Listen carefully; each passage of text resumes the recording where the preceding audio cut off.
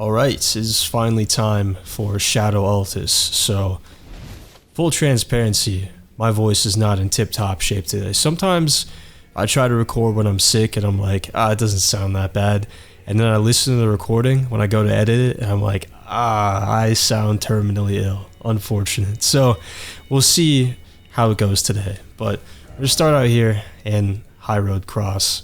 Now if you didn't watch the Castle Ensis episode already, go watch at least the beginning of that one before you start this episode, because we did run through and talk to most of the NPCs and pick up pretty much all the Shadow Tree fragments already, which only takes a few minutes, but that stuff won't be in this episode obviously, and you don't want to miss it. But anyway, go west from here. We're gonna head down to the river.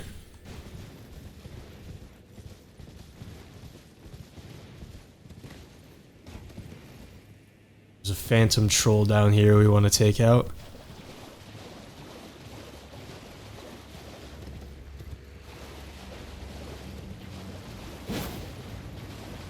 That was awkward. Doesn't seem too bothered by this. Excellent. Alright, he changed his mind. It's good while it lasted.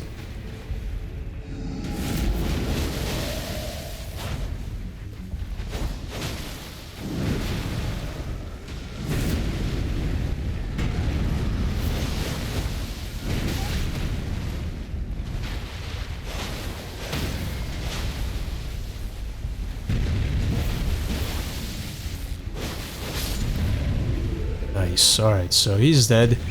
Should get a whole lot of smithing stones from that. 9 smithing stone 8s. And then up here by this belfry, there is a waygate, and you should be able to unlock it whenever you want at this point, because we picked up an imbued sword key back in Castle Ensis. But this is going to take us to Rao Ancient Ruins, which is one of the later zones of the DLC. However, this has like the same thing as the 4 belfries in the base game, where it just takes you to like a super small area cut off from the rest of the zone, which means it's safe to go to right now. So if we go up the hill here and then just turn to the left straight away, there's an item over here.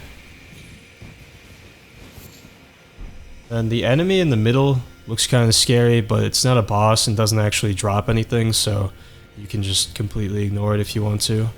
Well, actually, I shouldn't say it doesn't drop anything. It can technically drop pieces of its armor if you want to farm it, but no unique drop is what I'm getting at. But at this altar behind it, you can pick up the Verdigris Discus Talisman. And then go over here to the south in this dark area. And on one of these pillars, you got some red flesh mushrooms, and that's pretty much it here. So, warp back to High Road Cross.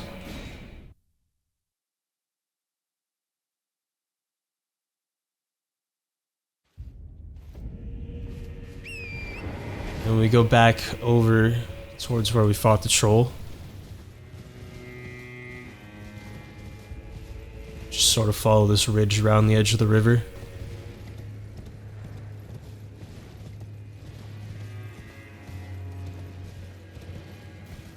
We want to go jump down next to the waterfall over there, but let's grab this grace up ahead first.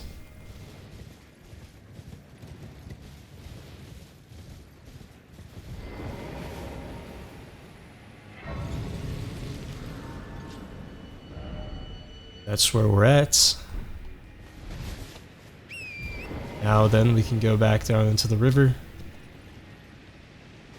And then next to the waterfall, you should be able to drop down some rocks, ledges and whatnot.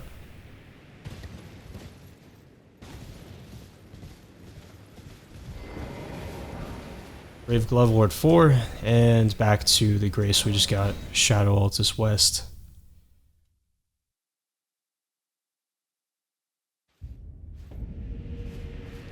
And then from the grace, look over the edge. There is a spot to drop down.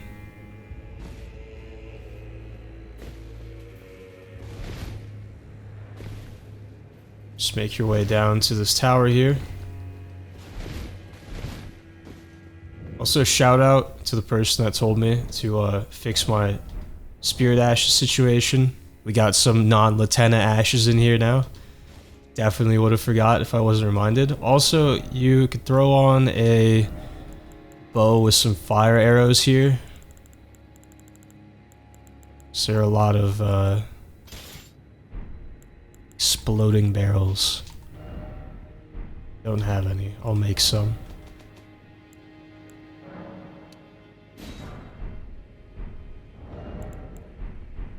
There we go.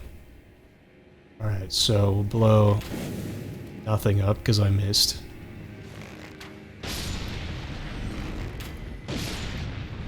Nice.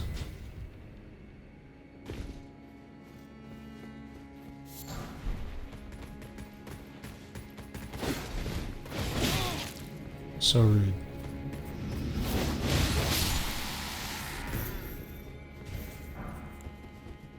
Alright, should be able to get this guy. There's another one off to the left that I can never explode for some reason. It's just invincible. At the very least fireproof. Get this guy. You can also drop back here. Yep. What? That's better.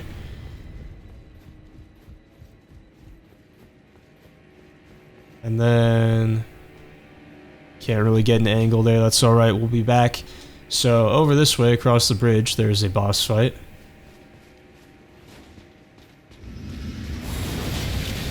So yeah, like medium range, got this weird tongue thing. So just try to stay close to him. Aside from that, it's just a normal night, really. No one wants to get licked.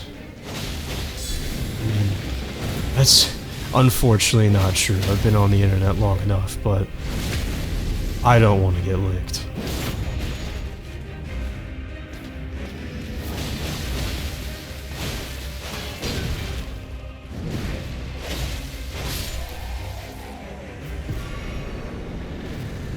So, down he goes. Get the black steel great shield from him, and then the chest behind him, get some smithing stone 7s. And then if you go outside and turn left, should be able to find an angle here for some more explosive fun.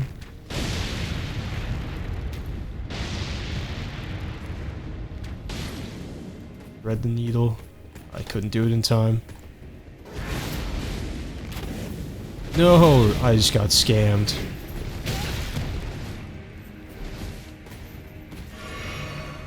We're doing this my way.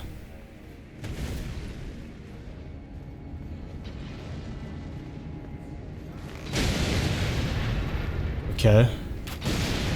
Alright, we're doing it your way. That's fair. We can compromise.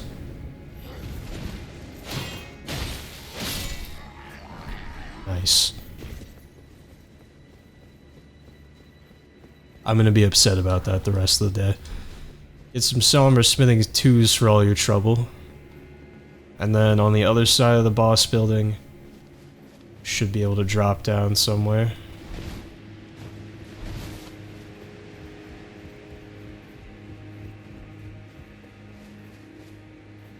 Up the ladder.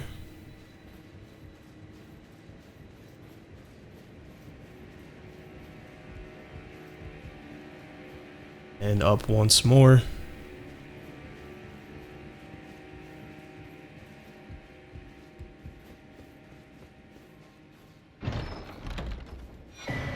Get the arrow's soaring sting talisman.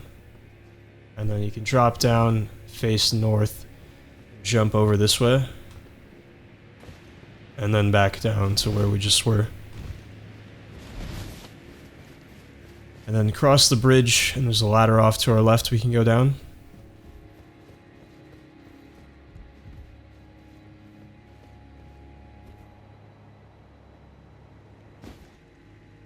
And you can use the bow here to try to pull some of these guys.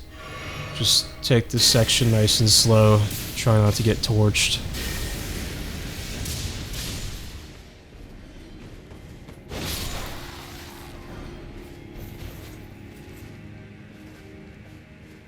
Gotta get a little creative with the angles between the barricades.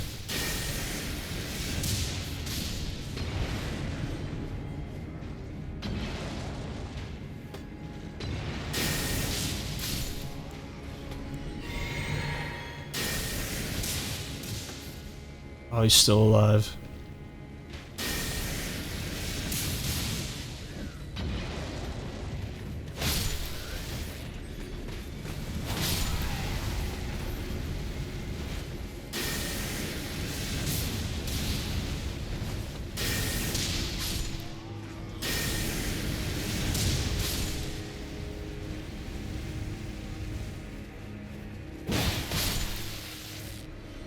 Alright, so once everyone's dead, get some flasks back, which is nice. Serpent flail from the chest, and then you can go back up the ladder.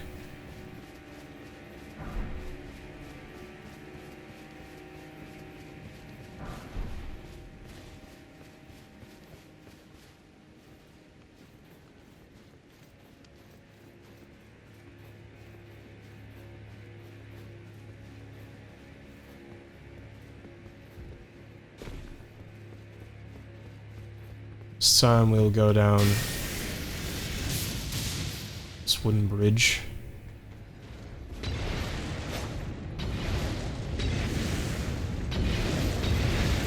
I'm just getting annihilated right now.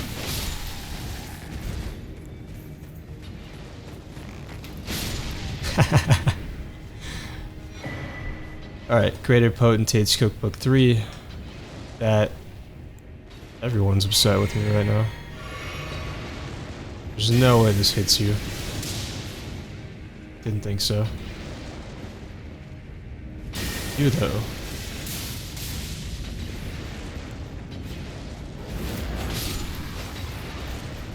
Yeah, we hop down, grab some smithing stone 3s.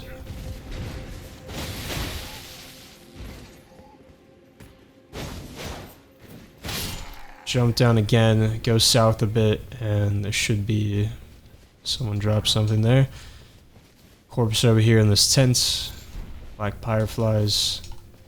That guy fell from up top too. And then you can mount up Torrent and go north until you reach a door.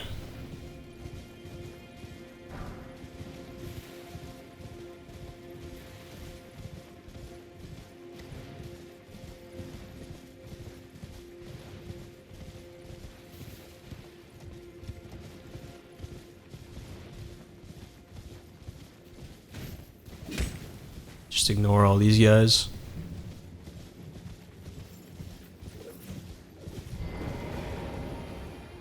And these are the Fog Rift catacombs that I said I didn't want to do in the gravesite plane episode, but can't put it off forever.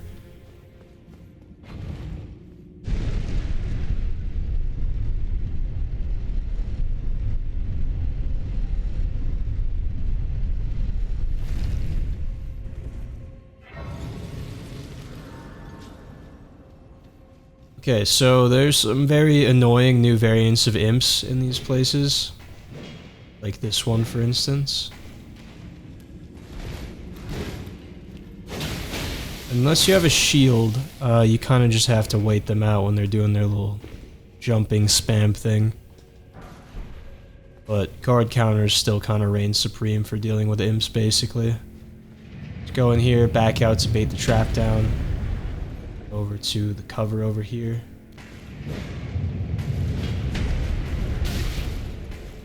And outside, you're safe in the back of the room, so...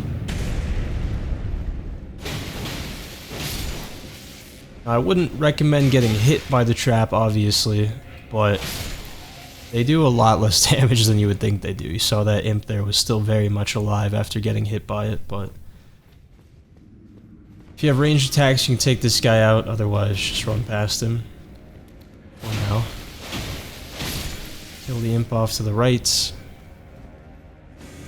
Ogre Bloom on the left. And then down these stairs and immediately turn right so you don't get blasted by this cannon imp thing. Another one off to the left here.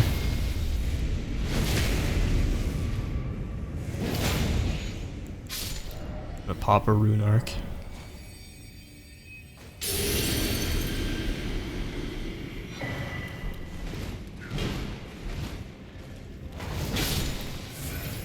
Get the Ancient Dragon Knights cookbook in here. Yellow Fulgur Bloom. And then we'll just run straight through off to the other side. Where... I'm sure he's still up there somewhere, that's fine. And then bait this trap down and immediately... Okay. I was gonna say jump on top of it. Not that immediately. There we go. Try not to get farmed by this guy. It happens to the best of us, by which I mean it happened to me once. Not resin, more yellow Fulgur Bloom. Make your way over to this side.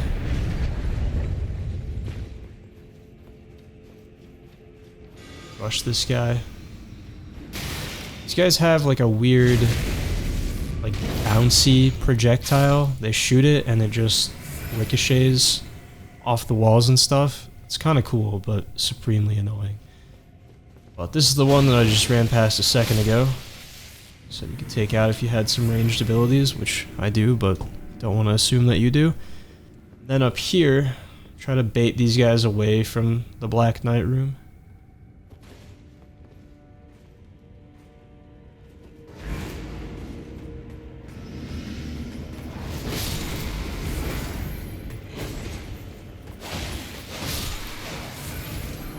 There we go. Turn around. Another yellow Fulgur Bloom. And then we're going to go all the way to this back right corner. Bait that down. Jump on top. And then run over here to this doorway to the east.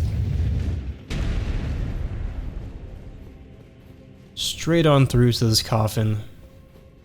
To get the Black Knight Commander Andreas Ashes. And then if you jump up into this window... Below us, of course, is the Black Knight, and then there's also this guy that was hiding around the corner, so try to take him out if you can. When you drop down, otherwise you can just lure these guys all the way outside. Got plenty of room to fight now that the other guys are dead.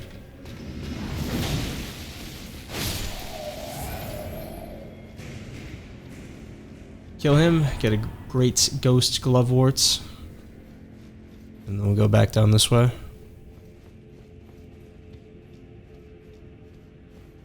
And we'll drop down from this bridge and go north again.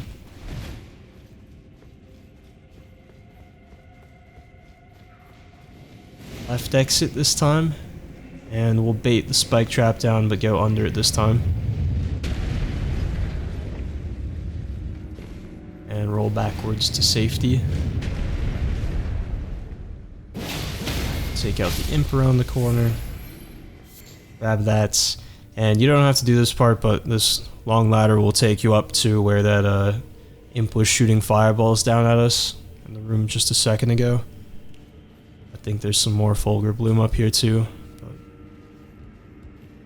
just show this off real quick, I suppose. And of course he's jumped down now. Go. I don't know. Okay, well, that's fine. That's how you would get to him if he stayed up there.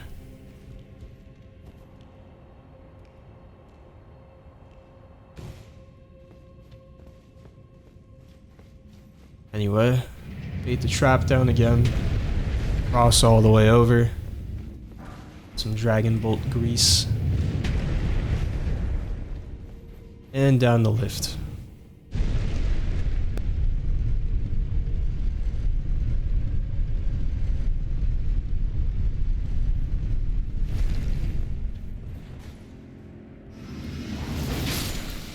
Take that guy up, or out, what, I don't even know what word I just said. Try to lure this guy up to the platform, because there are two more imps underneath it.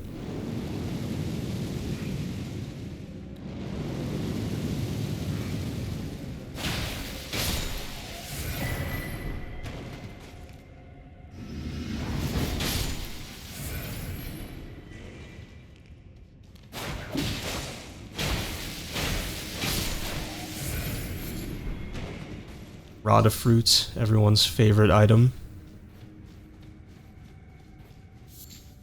Okay, so if you can kill this guy from range, I would do it because you can see the ricochet thing there. Another imp's gonna drop down from the ceiling once we get close. Oh, did it kind of early actually, that's nice.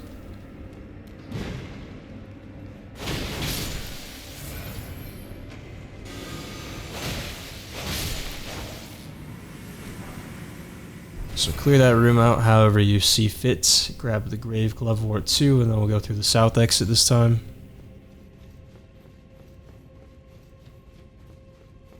And we're going to bait the trap down.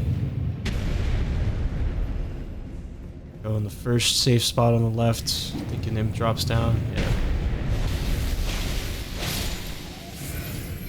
Wait for the trap. Next safe spot, and I'm just going to drop down because I know someone's going to do it on accident. I have to come back here to clear this out eventually anyway. We'll take out the caster first. Sneak around the slime maybe. Ghost Glovewort 4. And then through this other exit to the north. I'm just going to ignore all the slimes.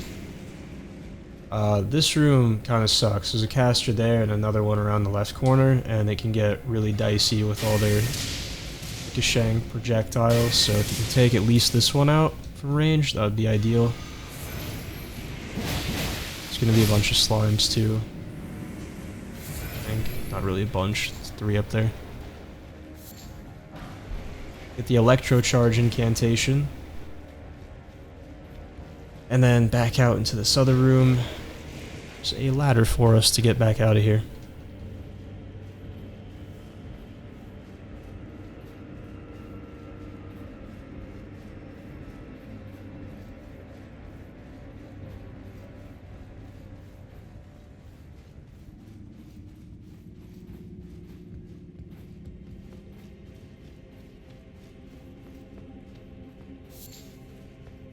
And this is the room we were in just a second ago. There's a sorcerer and an imp off to that side room. I think I can just make a break for it. Oh yeah. Alright, don't fall down this time.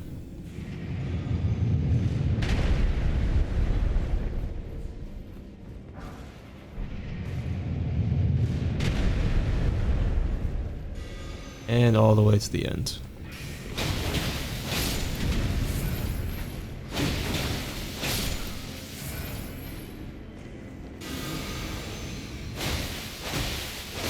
And you shouldn't disturb the imps over there when you come up here. If you do, just kill them, obviously. Get a Shadow Realm Rune 3, and then jump up onto this railing, and then jump again, attempt to at least, into that little doorway there. Compartment in the side.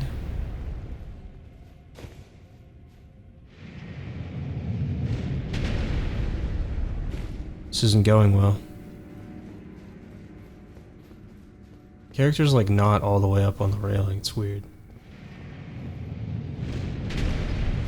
There we go.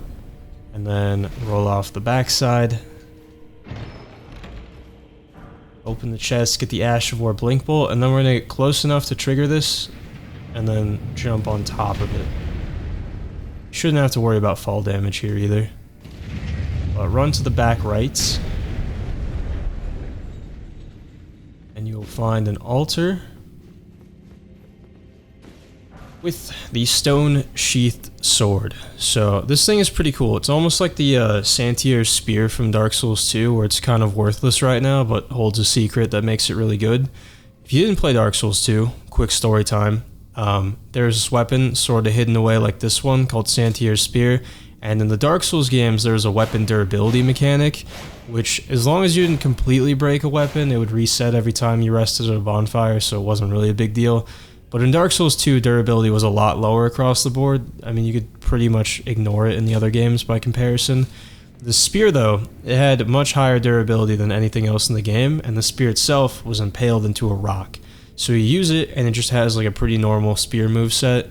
But if you went a long time without resting at a bonfire and worked its durability all the way down to 0, the rock on it would finally break, which unlocked its full potential. There was no way to repair it in the sense that you couldn't put the rock back on, so it was like permanently quote-unquote broken, which made it the only weapon in the game with technically infinite durability, which was awesome because in Dark Souls 2, there was also a unique reward at the end of the game if you beat it without dying, and another reward if you beat it without ever resting at a bonfire, which means you're constantly having to switch weapons or spend souls to repair them, which sucks if you're going for a no bonfire run. The spear was great for, you know, not having to do that though. The coolest part though is once you break the spear, it It has like the craziest moveset of any weapon ever put in these games. It still looks like a normal spear, but it had the moveset of a curved sword, a twin blade, spear, and a halberd all wrapped into one. Maybe there's even more to it, but those are the animations I remember off the top of my head. Super cool. Anyway, back to Elden Ring. As for this stone sheath sword, if you read the description, it says something about serving a ritual purpose at altars of light and darkness. So there are 3 altars in the DLC, including this one, and they all look identical. Whichever one you find first will give you the stone sheath sword, like we just saw, and then the other 2 will either be an altar of light or an altar of darkness. If you bring the stone sheath sword to the corresponding altar, you'll get an option to raise the sword to the light or darkness, and it will transform into the sword of light or the sword of darkness. The really nice part, though, is you can keep swapping it between the Sword of Light and Sword of Darkness as many times as you want, just by bringing it to the other altar, and it will maintain whatever upgrades you've given it throughout all of this. So if you maxed out the Stone Sheath Sword here for some reason, like to plus 10, and you make it into the Sword of Darkness, it will still be a Sword of Darkness plus 10. And you can swap that to the Sword of Light, and it will be a Sword of Light plus 10. You don't have to keep re-upgrading it, and you can swap it back and forth and keep doing that as many times as you want. You can't get the Stone Sheath Sword back after you transform it though, so keep that in mind if you wanted to keep the base version for whatever reason. But with that said, do yourself a favor and get the sword from this altar here in the Fog Rift Catacombs if you're ever at all interested in it, because as you can see, it's kind of way at the end of an annoying catacomb, and you do not want to have to come back here. The other 2 aren't super convenient places either, but they're a whole lot easier to get to than this one. Again, depending on the order you find the altars, the location of the stone sword one, the darkness one, and the light one are all going to be different, so if you didn't get the sword here, that would be why. Now then, we can go down this ladder nearby. You ready to fight a couple imps at the bottom?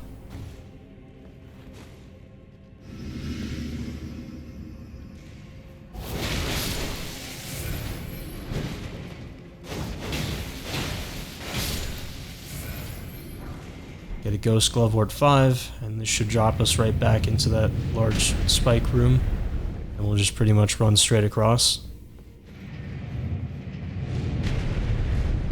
Beat down another spike trap, grab the item on the way, and take the lift down and get ready for a boss. This dungeon kind of sucks as far as grace availability goes. Chances are you might not have a ton of flasks left at this point, and unfortunately there just isn't a good shortcut back to the grace. There is a Stake of Marika here though, so that's nice at least. But luckily this boss can be stance broken, parried, backstabbed, so you can use all those to your advantage to get some breathing room, or maybe even throw on the Assassin's Crimson Dagger Talisman to get some heals from your crits if you're really bad on health right now. I might also recommend the Bolt Drake Talisman, because this boss deals a lot of lightning damage, and he's also undead, so holy damage works well here. But let's get to it. He also uses that Blink Bolt Ash of War we just picked up.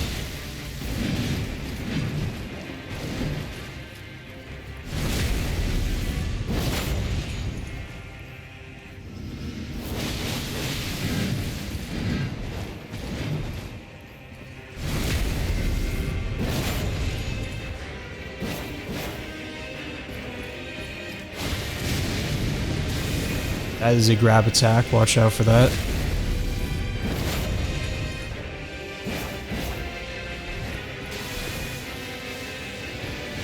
Send out a bunch of waves of lightning. Ow. We dodged that very well. He's got this Knight's Lightning Spear here, which throws like 5 lightning spears at once.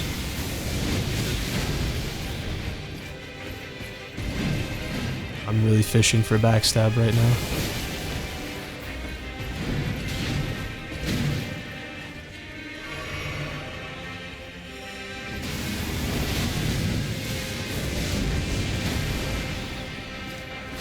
No way, dude, I just got robbed. Got it. I win.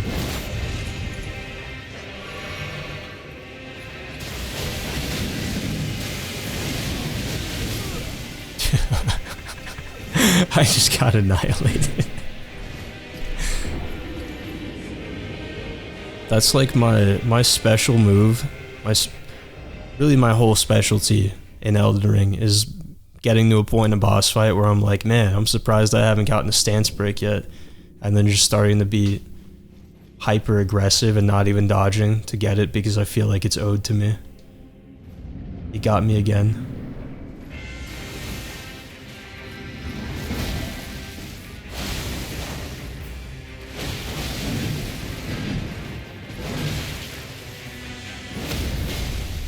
Down he goes. See what I mean? Like, it's not hard.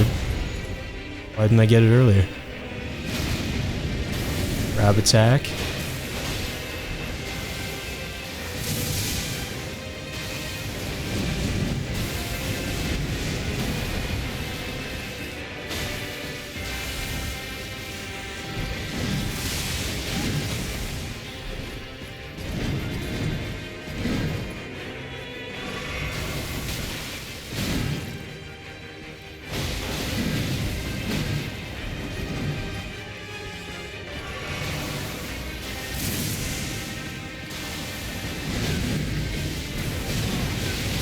No, it happened again. I can't remember if I died 2 or 3 times to Melania, but I think it was 2. I think if I die here, this guy got me more times than Melania. That's crazy.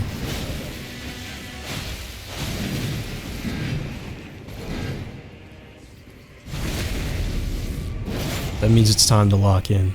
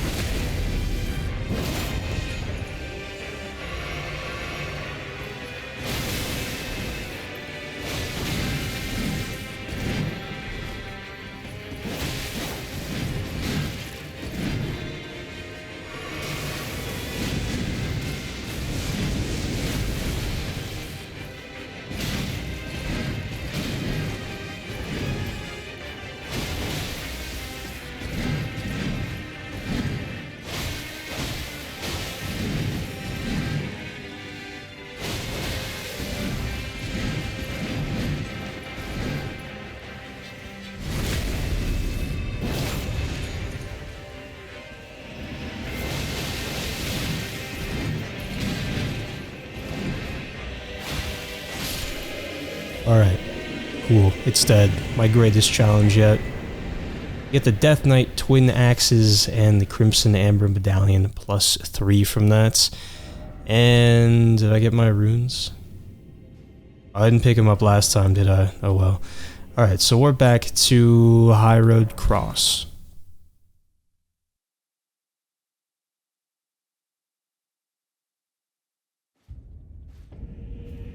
Getting farmed by the Death Knight is crazy.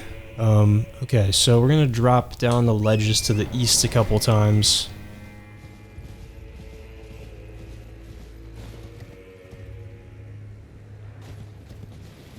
And then go south. Should be a pond down here.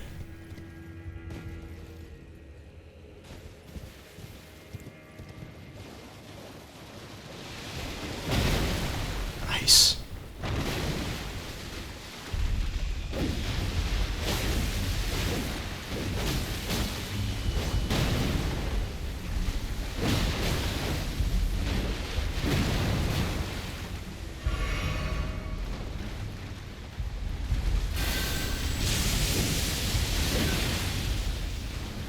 I woke up the other lobster. My life is over. Yup. So it was nice knowing you guys. He was merciful this time.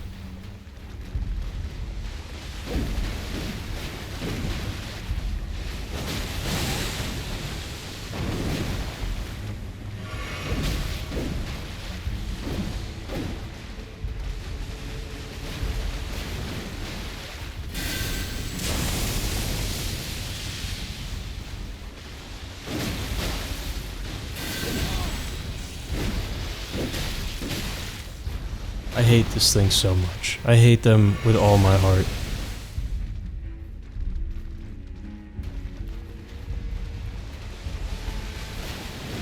Of course, the episode I have to fight lobsters is the one I'm sick. I'm not saying this would go well if I was in my prime, but it would go better. Anyway, they're dead. Loot the stuff in the lake. Pond, or the puddle, whatever you want to call this.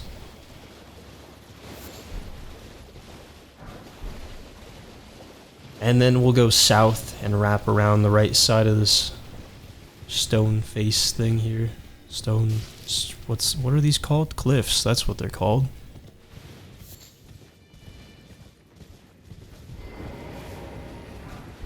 Okay, Ghost Glove Ward 7. Interact with this guy for the Forager Brood Cookbook 1 and some Glint Slab Fireflies. And then just to the east, southeast, got the entrance to some ruins. Just head down inside.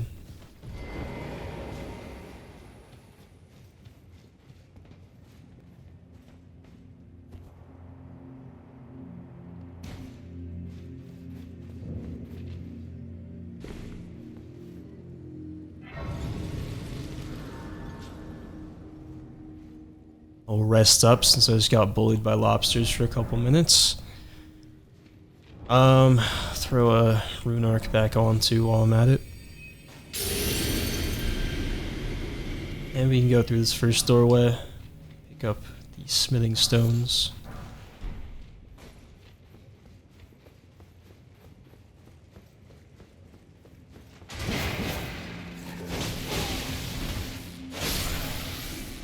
Take that guy out, grab the smithing stone next to him.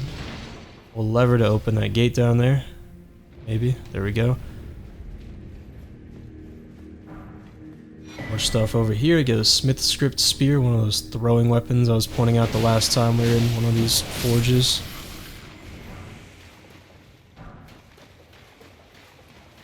That guy is going to fight the slime. We will kill the winner. It's a slime. Oh, it was the misbegotten. Alright, so immediately in here off to the left, you got some more smithing stones. Around the corner to the left again, even more. And then we got a golem guy to deal with. I'm going to pull him back out in the open if I can.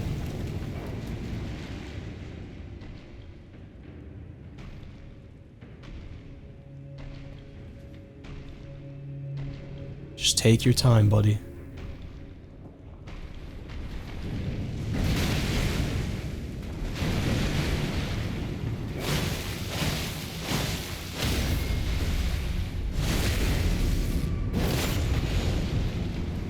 No backstab damage, nice.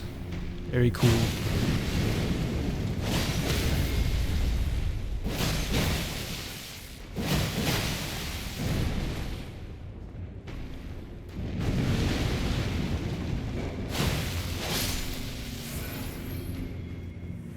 Alright, and then once he's dead, can grab that smithing stone, start heading down the hallway, watch out for a slime on the right. Smithing stone. Take out the next slime.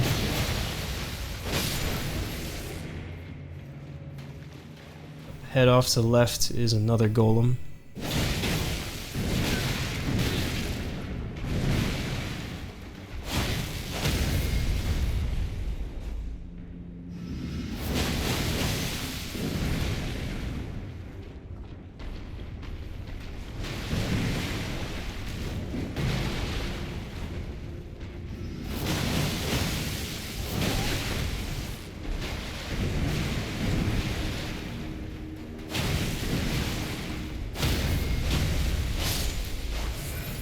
Down he goes. Some more smithing stones in here. Sensing a pattern with this loot. Backtrack a little bit and go up the ladder here.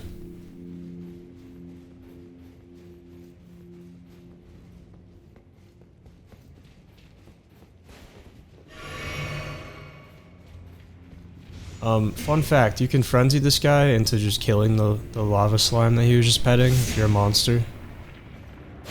Really not a fun fact at all, but it was a fact.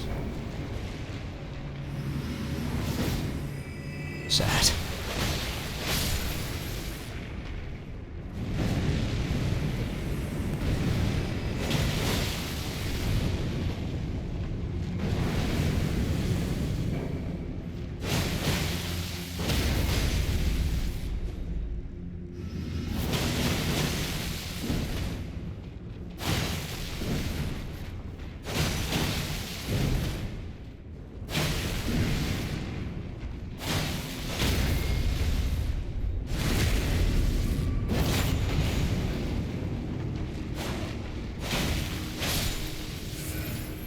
Alright.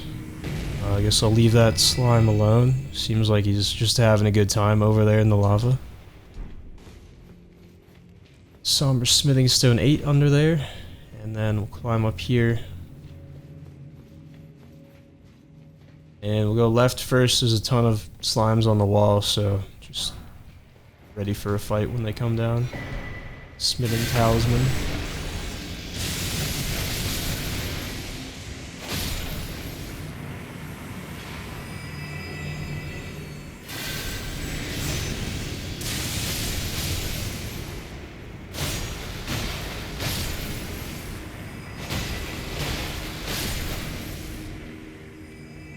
And clean up the rest of the loot. And the Smithing Talisman will increase the damage of thrown weapons, so basically just a buff for all the Smith script weapons, which is nice.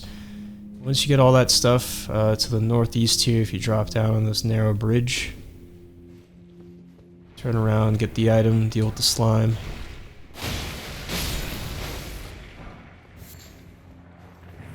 And I feel like usually this golem doesn't attack me, so I'm just gonna ignore him. Come over here, pull the lever.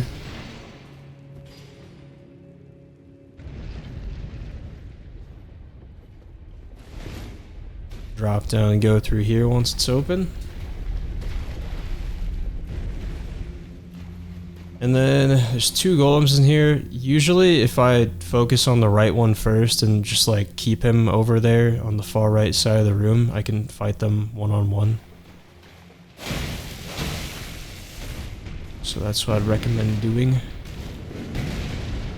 Just try not to stray too close to the middle of the room.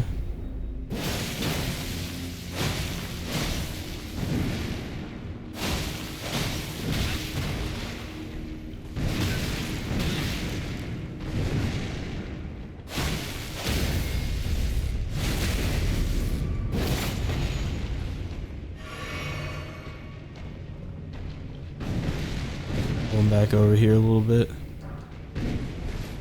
I think the other one's getting up. Maybe it's more of an issue of like going too far into the room or something. I don't know. Got this one mostly dead though.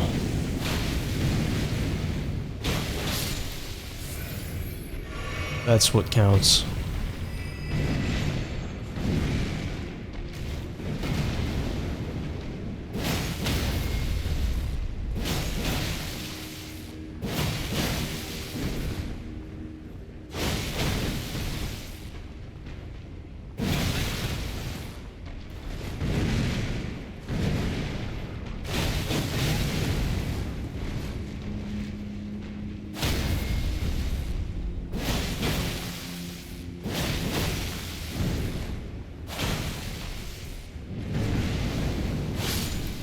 Alright.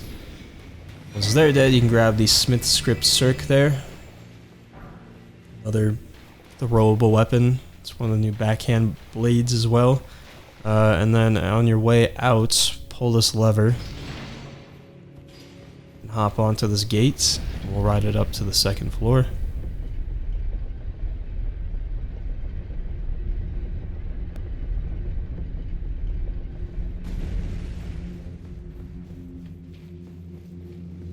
Interact with the forge to get your final rewards, which are the ancient meteoric or great sword and an ancient dragon smithing stone, and then you can return to the entrance.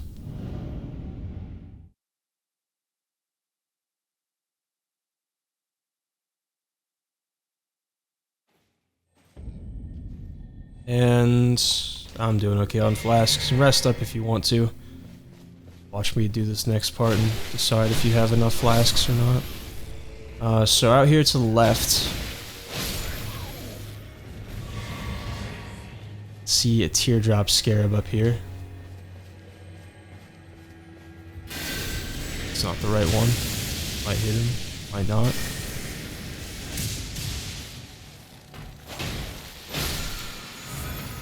He has a Somber Smithing Stone 8. And then over here, this one's a little more tricky. Couple of misbegotten here. Complicate things slightly. Oof. got stuck.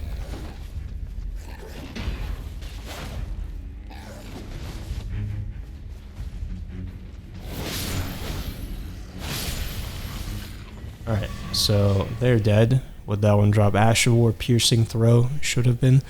And then up here, this field, see there's a ton of Misbegotten up on that hill, so if this thing, or really any of them, get away, just save and quit and reset them. Probably not worth fighting a war over this. I guess, yeah, I can still get him. Go. Okay, so that one gets another Somber Smithing Stone 8.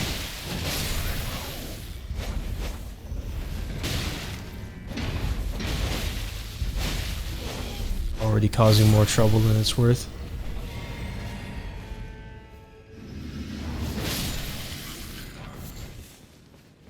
Okay, and then straight across to the south, there's another 4 of these guys or something guarding a corpse. It just has some Smithing Stone 1s on it, so I'm not going to deal with that. And then in the distance, you can see the dragon, which we're going to go deal with here in a second. You just go straight over there if you want, but I'm going to reset and go to Moorth Highway south.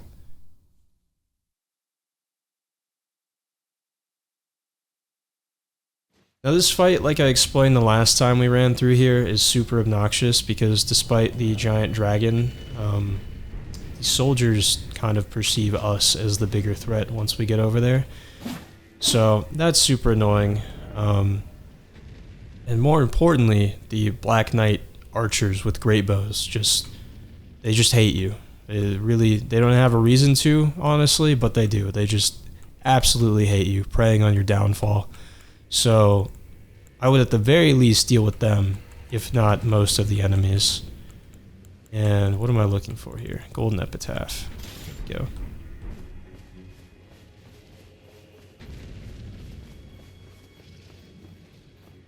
I guess we'll switch back to my normal weapon. We'll run around and deal with the Black Knights.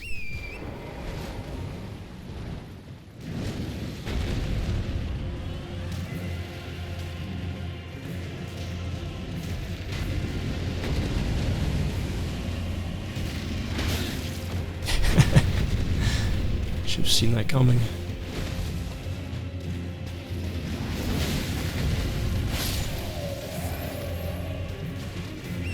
So there's one.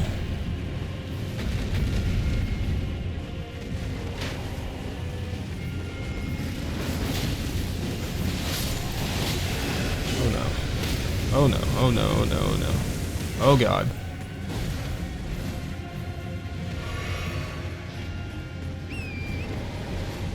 Alright, the ones on horseback are fine because they're not, like, shooting us and stun locking us with a great bow.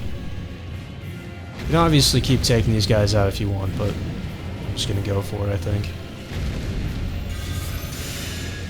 Cast that. Our Sacred Blade weapon ready.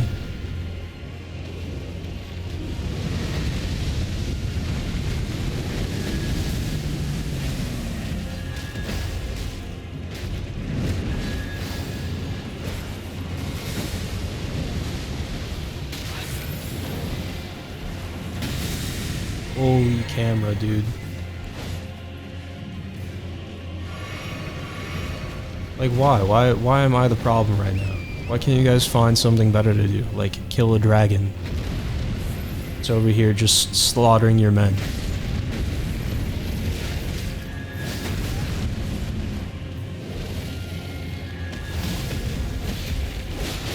Bro, what's your problem? I told you guys this would happen.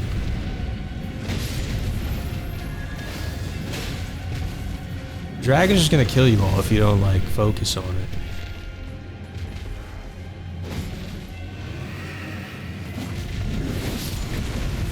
These guys are my biggest haters. Stuck.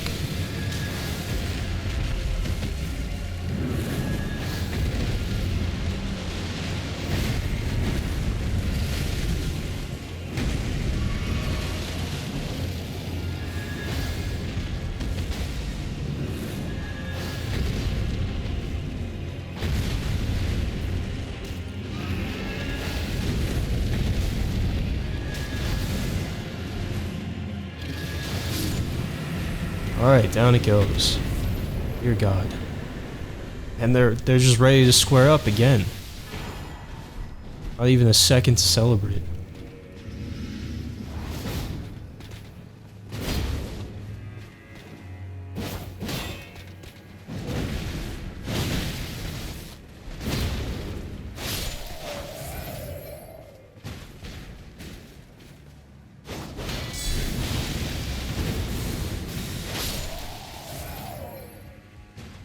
Where'd that perfumer go? All of you are dying though. What you just put me through. Okay, once everything's dead, obviously get the rewards from the dragon, and then up here next to the road somewhere on the hill, get the repeating crossbow, and then where are we going next?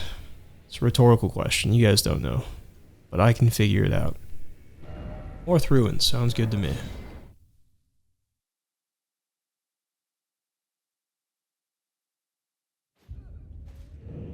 So before we clear this place out, let's do Dryleaf Dane's quest here. So I don't really need that for a while.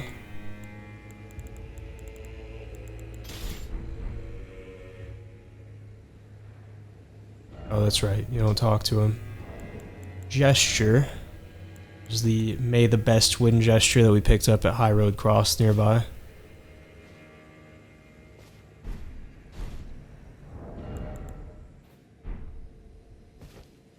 And this will trigger a fight with him.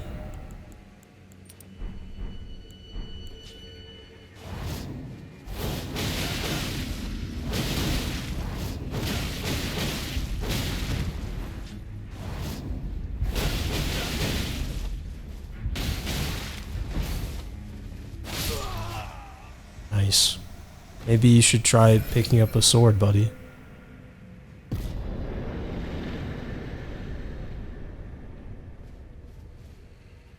So once he's dead, we'll get sent home.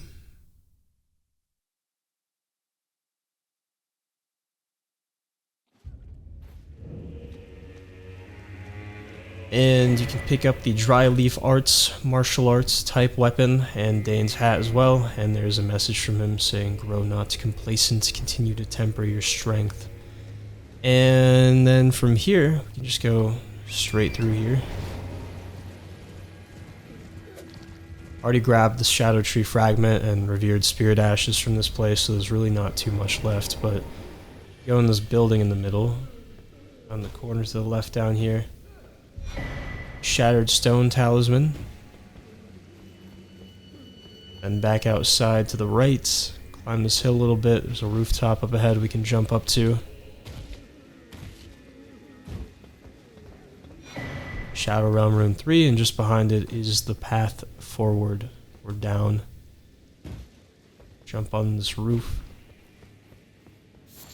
Some string, let's go.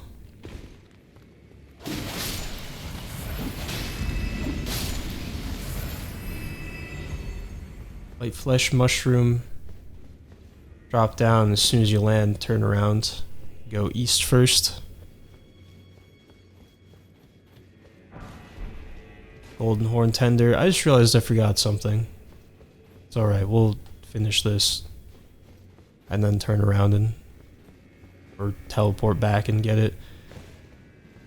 But in here, drop down in front of the, I wonder if this will work. The lit up building. It didn't work, by the way.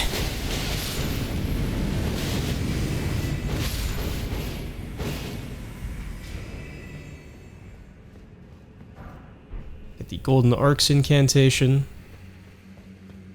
and then we'll drop down once, twice. Shadow Sunflower. Kill this guy just because he made a weird noise. And then through this tunnel here.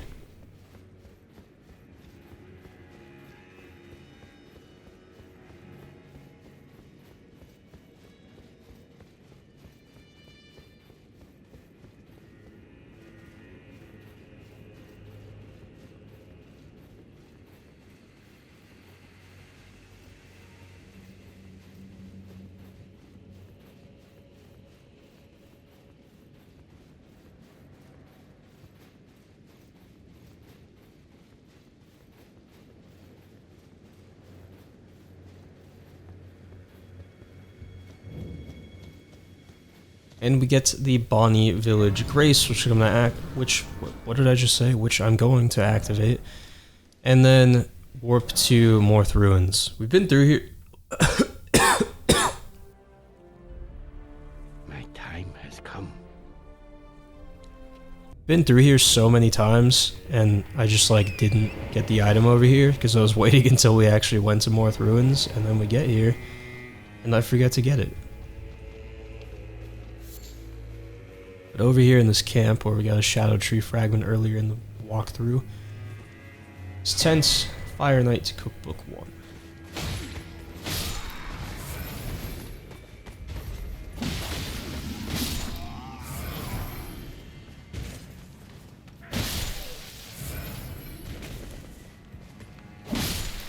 Nice. Alright, that's all I forgot, so we're back to Bonny Village.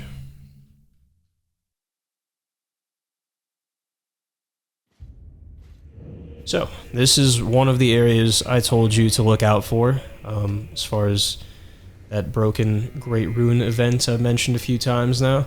So if you cross these bridges here, right around the point that you get to this tree line, you will trigger the broken Great Rune message, but if you've been following the guide up to this point, then that should be fine because we've done like 99% of what we need to do.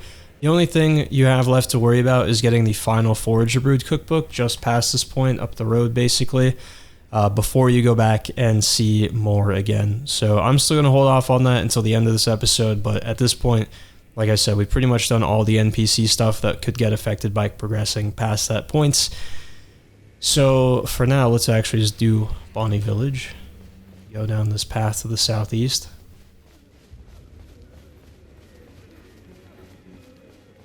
There's going to be a ton of these shadow dudes literally crawling out of the pots here.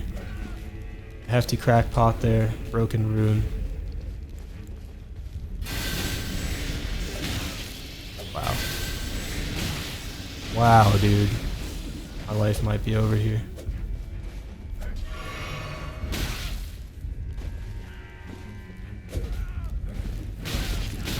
I want to do the thing, it'll be so satisfying. Yes. It was worth it.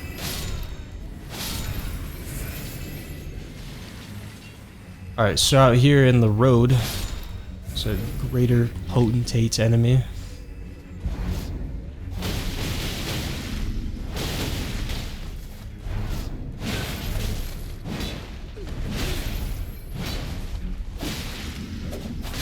I feel like it's just 50-50. Maybe that's even a little generous. But like, most of the time I feel like when I try to activate that third stage of Waterfowl Dance, it just doesn't work. But anyway, grab the Bonny butchering knife there, and then you can drop down this trench here. Okay, we got one of them. I guess that's a start. Take out the dogs, grab the loots, and then we'll run north.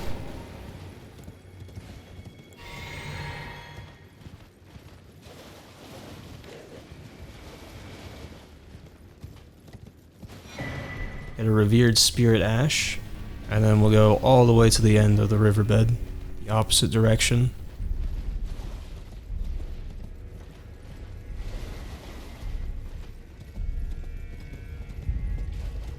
And off to the left, all the way at the end. Raw meat dumpling. Take out the dog. And there should be another greater potentate guy up here. Incredibly embarrassing.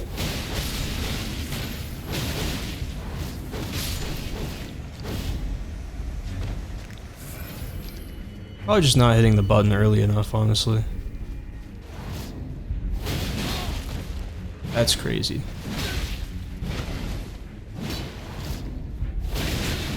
That's crazy, dude. Just let me stun lock you. It's better this way. Alright, in the hut behind him, another hefty crackpot. And then run north, there's a withered tree back here.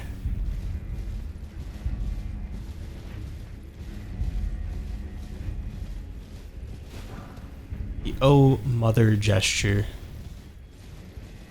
And then we'll backtrack and cross those bridges. Forbidden bridges that you must never cross until you're ready to cross them, at which point you can cross them and everything will be fine. Really catchy name.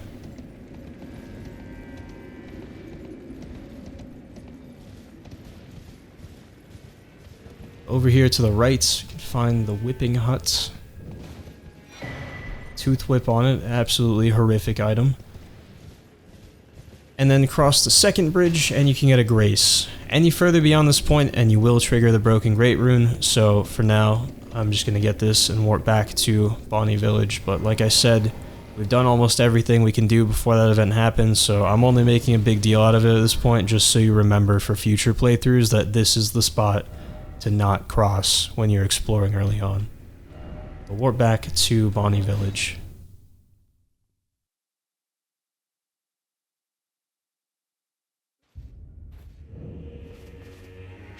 And we will go south, southeast maybe.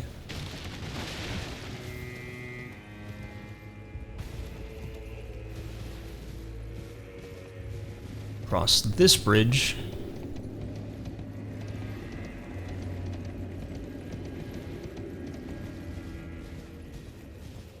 And as long as you're on torrent, you should be able to just run straight past all these scorpions that pop out.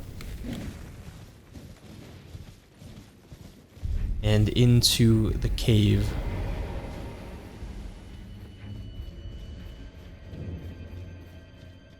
Bonny Jail. Alright, had to give the old vocal cords a break, but we're back now. So, from the Bonny Jail grace. Go down here into this large room full of hanging jars. Now, down to the left, those ones down there, if you jump down those hanging jars, you can get a hefty cracked pot, but trying to do this whole place in one go and still having flasks left at the end for the boss can sometimes be kind of a challenge, so let's not waste any fighting the enemies down there. Just come back at the end when we can warp out.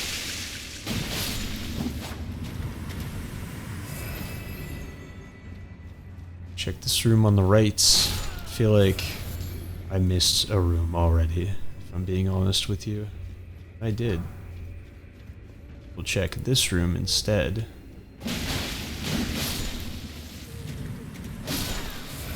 Take these guys out, get some frozen maggots.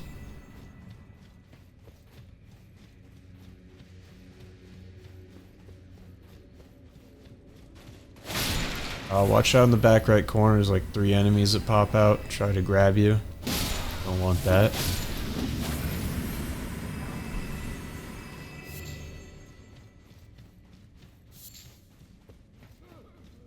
Crack open this gate here. Okay, there's a guy behind the box. Obviously I knew that, just wanted to demonstrate what would happen if you didn't know that. I'm washed. Alright, down here. Grab this, we'll go east first.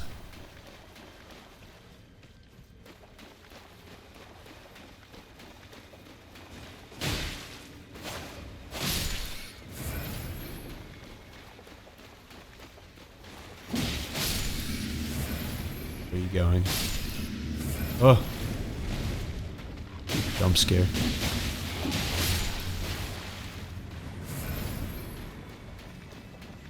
And then we'll go in this little room on the right, get some smithing stone 2s. All the way to the end there should be a ladder here.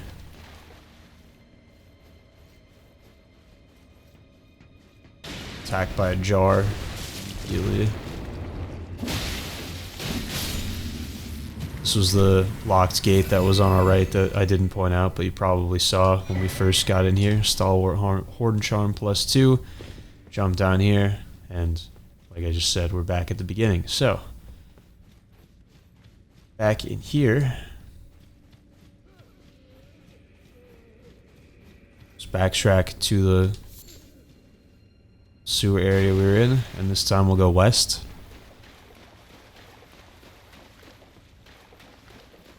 Just ignore all the slugs, go all the way to the end.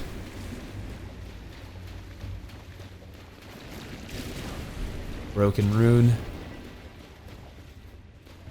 Sometimes there's times like that. Go over here to the right, but times like that where it's like put in a little bit too much effort for something like a broken rune. But if I didn't show it, then someone would be like, "Got something." Like, did I really? So we just show everything. Alright, up here to the left.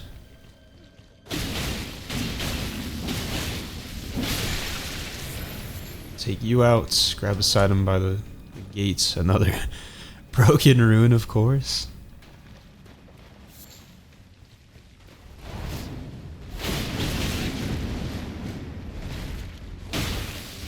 Just getting clowned on every time I use Waterfowl Dance today. It's kind of sad.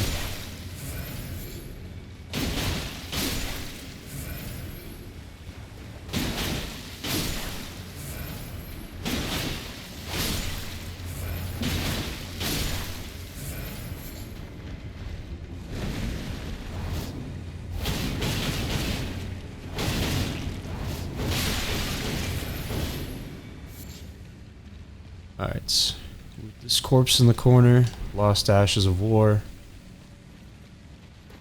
Still some more of these guys to take out.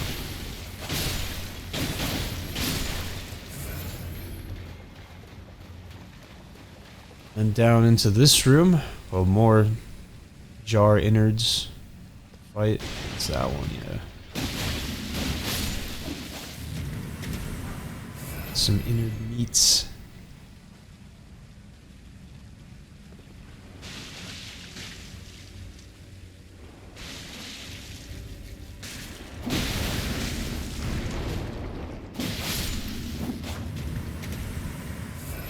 This guy hiding in the corner. Item behind it. Some raw meat dumplings. One more in here.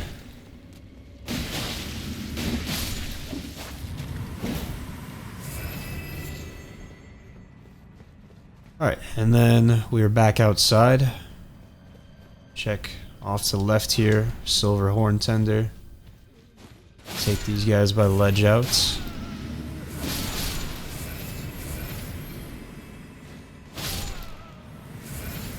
frozen maggots in here. Watch out on the right.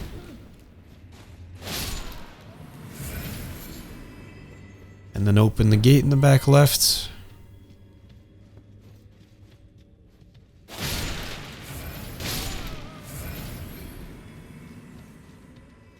Here we can hop onto this jar. Write it down. There's like this glowing seal pressure plate thing. Usually it doesn't turn off for a second, so in the meantime we can just start. Maybe it's just because that was going back up. It's probably off now, huh? No. Okay, yeah, just start clearing out the bridge and then we'll come back to it in a second. That usually works for me.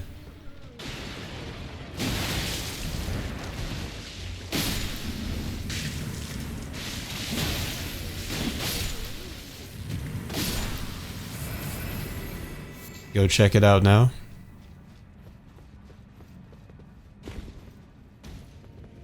Should bring the jar back down for us.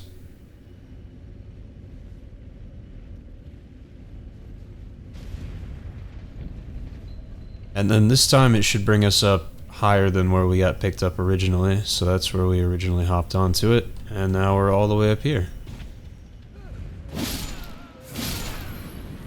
Hop up here, get the knight armor set. And then up here, be careful in the doorway, there's an enemy to deal with.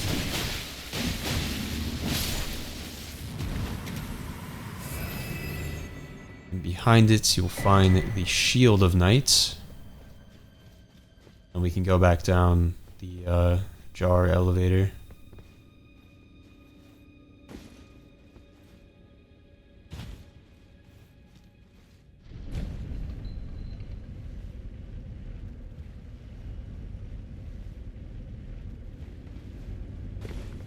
Cross the bridge all the way this time.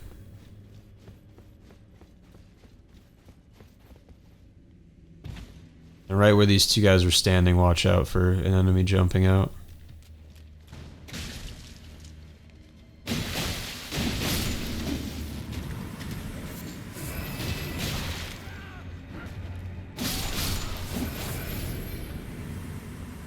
And just past them is the boss, which is Curse Blade Labyrinth, I think it is.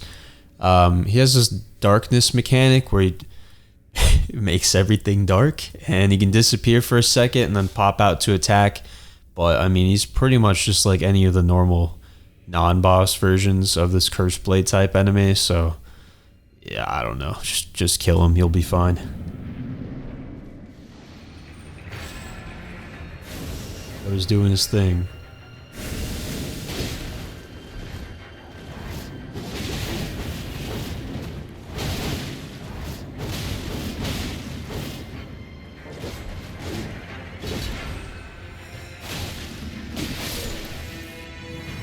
There you go. I honestly easier probably than the average Curse Blade, I would say. But you get the Curse Blade Mira ashes from that.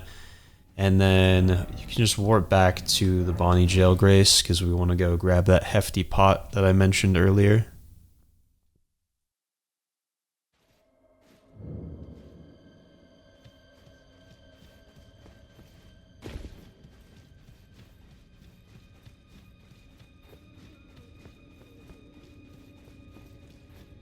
So we'll drop down onto here. Again, pretty much ignore that first room. There's like one shadow guy and some frozen maggots in there. This guy's gonna run out. Wow, that's crazy. Alright. So take him out. Another one in here.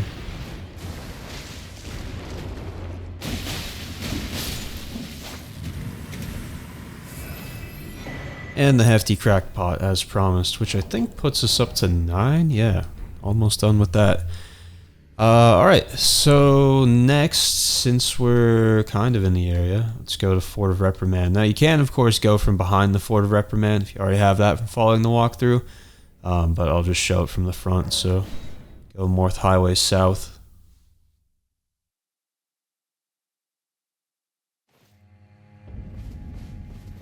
You can reach everything from either side, though. Before we go in, though, I guess go behind to the left side. There's 2 iron versions here, which we probably don't have to fight, actually. Corpse up here on the rocks. Some smithing stone 6s, and I couldn't remember if we picked this up earlier, but also on this cliff. Blessing America, and I can actually warp. So back to Moorth Highway south, and this time we will go inside.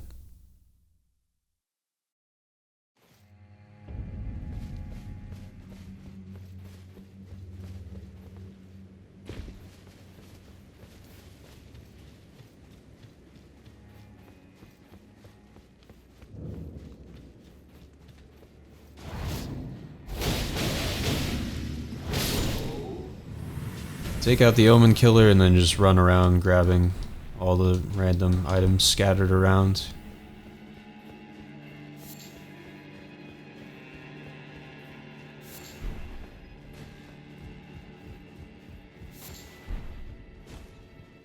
And I think that's everything. So over here along the northeast wall, there's a little hatch you can drop down.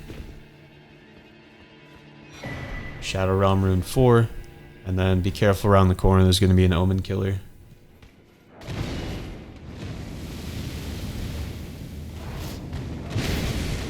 I saw that coming.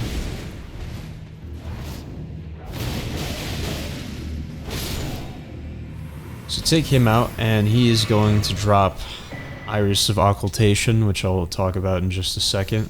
First grab Knot Resin, Broken Rune, and Marika's Rune. So, anyway, the Iris of Occultation is something we'll use for a quest line later.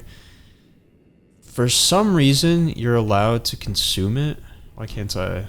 Oh, yeah, I already have a Rune Arc active. So yeah, don't consume it. Don't use it, even though it usually gives you the option. It's grayed out right now. And the reason for that is when you use it, It'll take away all of the runes that you're holding in exchange for activating your currently equipped Great Rune, which I already have activated, which is why I can't use it right now. So it's basically a rune arc that just puts you in financial ruin. That's the gist of it. Now there's another complementary item to this one called the Iris of Grace, which we'll get later. And both of them are for quests that we haven't reached yet, so you really just don't have to worry about either one yet. But essentially, they each have two possible recipients. Both NPCs that you can give them to can either give you some spirit ashes or a weapon as a reward. The Iris of Occultation will get you their weapon, and which weapon you get, of course, depends on which NPC you give it to. And the same thing goes for the Iris of Grace, except it'll get you some spirit ashes from them. Unfortunately, that does mean you're looking at 2 playthroughs to get both weapons and both ashes, and I'll talk about that more when we actually get to the point that we're handing those out, but main idea for now is don't eat it. Get some Mesmer Soldier ashes there, and then you can go up the ladder.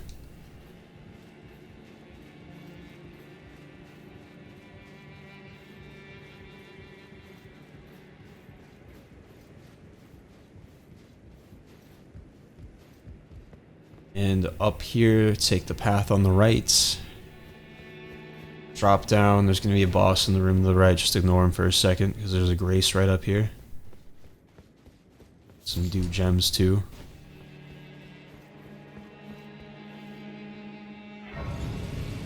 Poor guy. Look how close he was to getting out of here with his Dew Gems.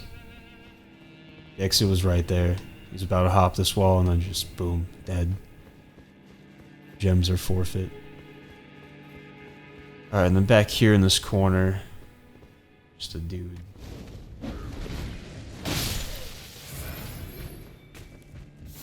Guarding a blessed bone shard. And yeah, just feel free to rest here if you want. Now, I don't know who all this applies to boss-wise, but I have definitely seen this guy spawn with golden eyes, which might be a bug, but I've seen it on multiple bosses, and I'll point out later, like, other bosses I've seen it happen on. But golden eyes they multiply the runes an enemy drops by 5, which will make him drop like 400,000 runes. So if you see him with golden eyes, then definitely swap a talisman for the golden scarab and pop a gold pickled foulfoot or golden horn tender during the fight, because you'll just get an obscene amount of runes for killing him if you do that. Also watched a video, I'm really blanking on who it was by, but it was about how the golden eyes mechanic works in Elden Ring. If I remember right, it does like reset every time you rest, so I mean, it could be worth resting a few times and just seeing if you can get them to spawn with the golden eyes. I also think that it was like a 1% or maybe even less than 1% chance for them to spawn with golden eyes every time you rested, but if you're feeling lucky, it's probably worth a try. It's basically winning the rune lottery.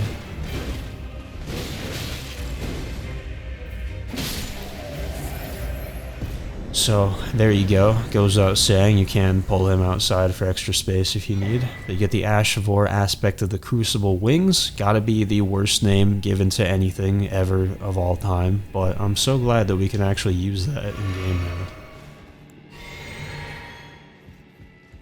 Because the Crucible Knight should always be using that. And then it's like, here, you can have the thing where I make my, like, throat big and spit lava at you. It's like, no, dude, I want the wings. Give me the wings. I want to go frog mode.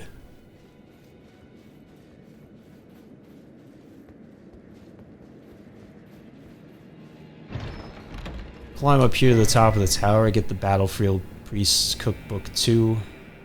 Hop down. Oh, I thought that was about to kill me, honestly. I was going to be livid.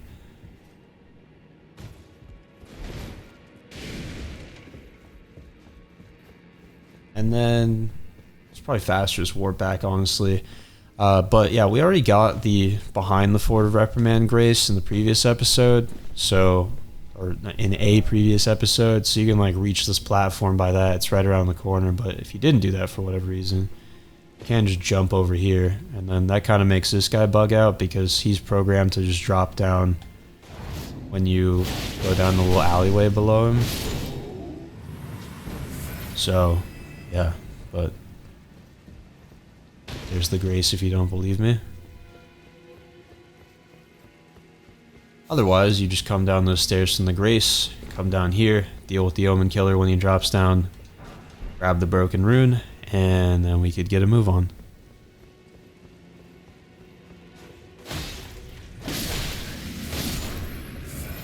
Take these guys out.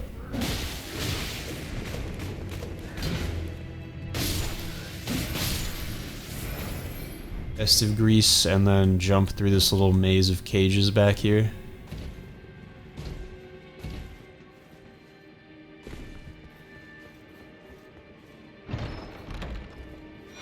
Let's reach a chest with the Flame Drake Talisman +3, jump down, go into the nearest room on the right, and safer to jump down over here. Take the ladder, because all these dudes will just pop out.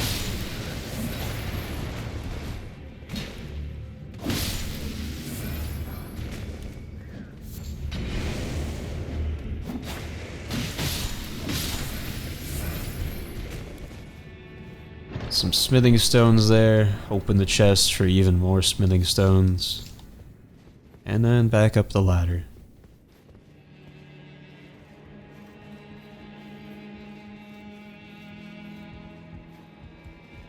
And we'll go out this southwest exit again. Take a couple rights and get a fireproof pickled liver, and then that should just bring you back out to the first courtyard. So we are done with Fort of Reprimand. Let's warp to High Road Cross.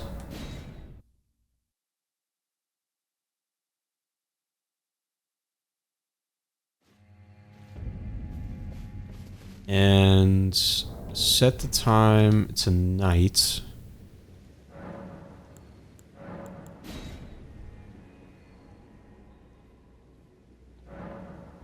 And then go ahead and craft at least one furnace pot for that golem there in the distance. I don't have any Embers of Mesmer. Off to Moorth Ruins then. It's weird. I feel like I'm always running out in the walkthrough, but I didn't have this issue, I feel like, when I was writing it.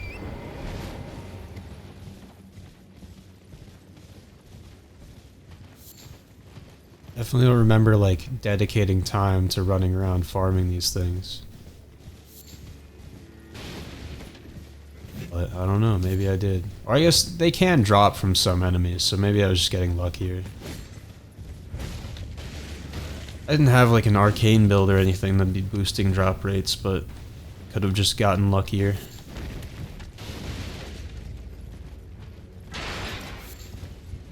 There's also a corpse of like 6 in the camp we're about to go clear too, that's the annoying thing. But we get it after we fight the golem.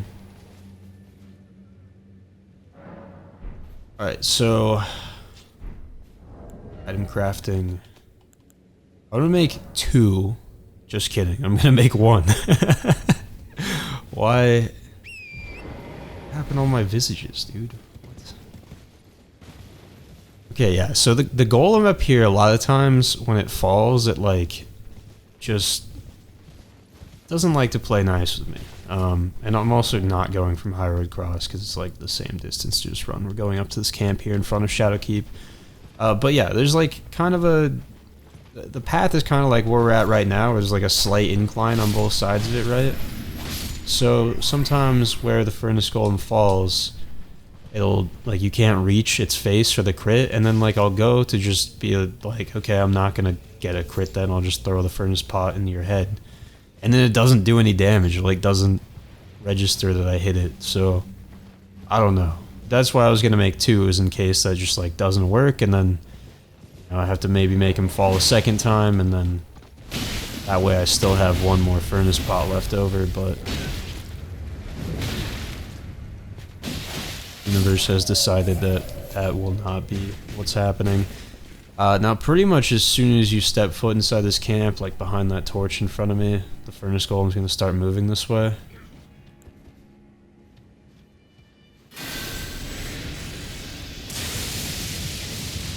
That was awkward, okay. Just landed one lightning bolt.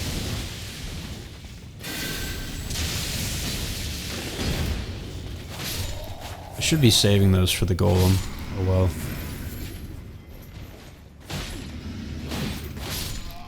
Alright. And you can summon in here too, which I'll probably do, but I don't want my summon to get annihilated by the golem. Actually, I wonder... I'm still going to save just to be safe, but I'm curious. I have Stormhawk Dean equipped. I'm curious if he can just like fly above...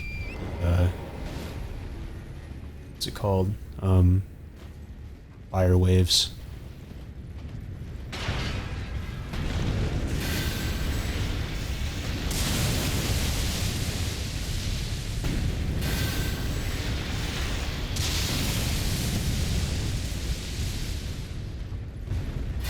I would appreciate if you moved around less. A stance break, nice.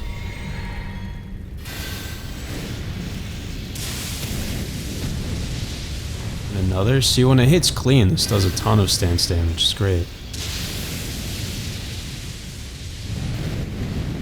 Should probably throw on that pot too. Oh, I had 2 on me already. Okay, well, that explains the shortage, I suppose.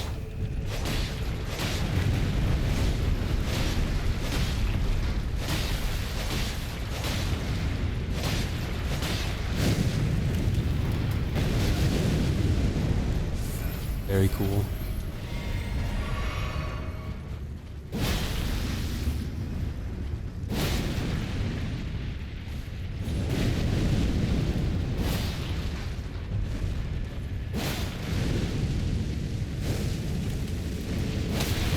Really doing the fireball thing? I think I interrupted him. Nice, okay. Can I reach you? No. Alright, let's see if it does the thing I told you guys it would do, where this doesn't work. See? I'm not crazy.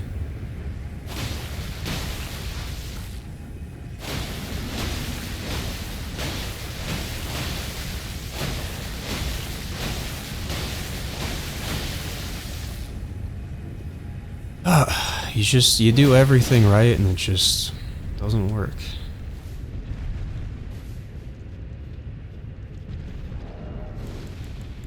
Okay, those don't cost any FP. I need to double check before I keep spamming Ancient Dragon Lightning Strike.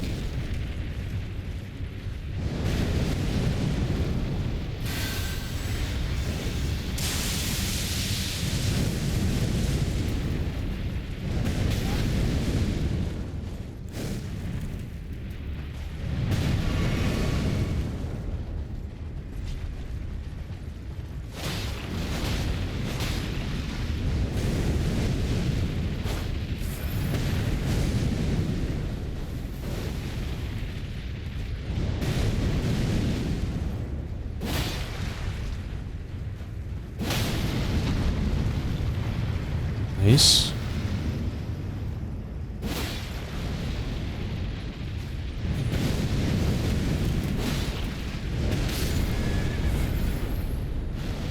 Tragic.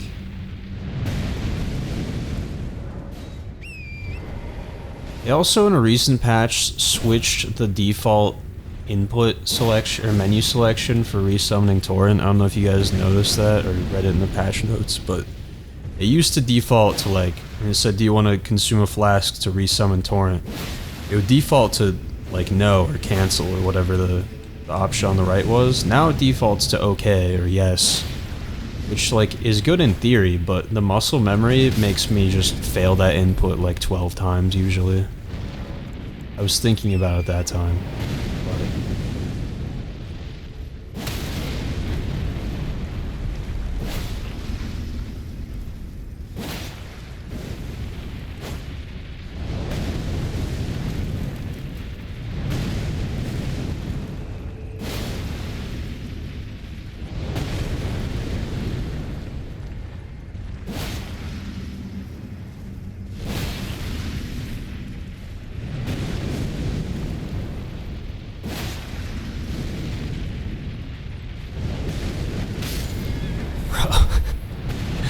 This is just the worst one of these fights in the game.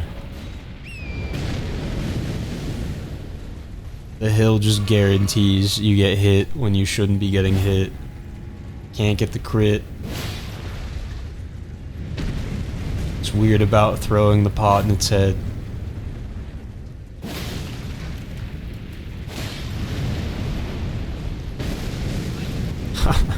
I'm also just like out of stamina consistently.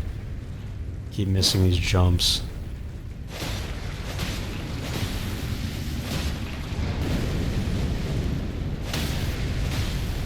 There we go. Please be merciful. Let me reach your head. Oh god.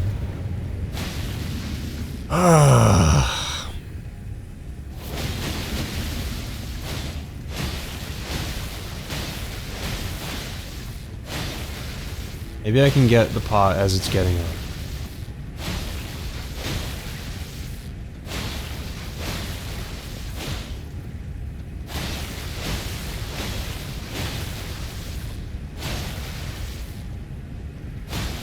Any second now, right?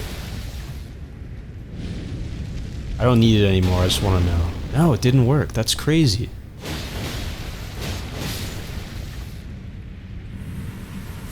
Yeah, that was just fun for nobody.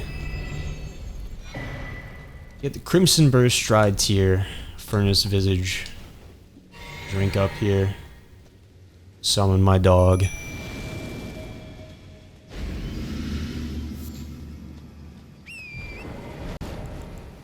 Don't need that for a while. And then up here off to the left somewhere should see an item. There we are. Draw a string Mesmer Fire Grease. Keep going north a little bit. Couple guards to deal with.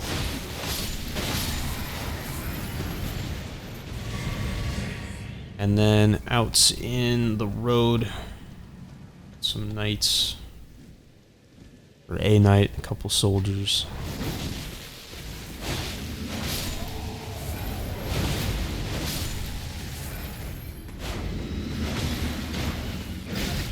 Nice.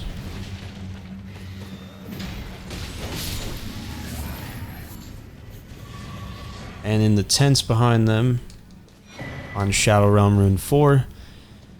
And then, let's see.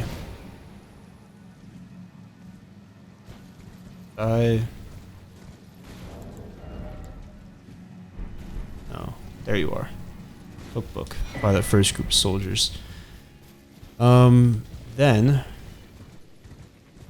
across the road, 6 Embers of Mesmer I mentioned earlier. And then we're gonna run southeast along this cliff face just a little bit. Assuming it's still nighttime, you should be able to find the larval tier up ahead here.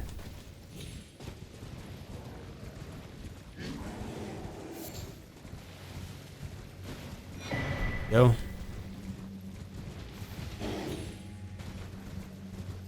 Just now realizing I could have done that later, but I mean, it's 10 seconds we just spent doing that, so that's fine. But back in the center of camp, let's go up this hill to the west.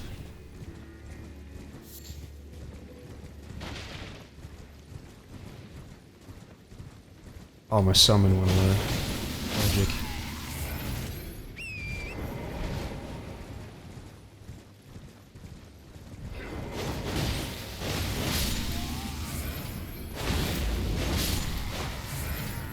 Take them out, get a couple consumable Golden Vow buffs there, and then keep going up the hill. Grab all these embers where I see them, since I ran out.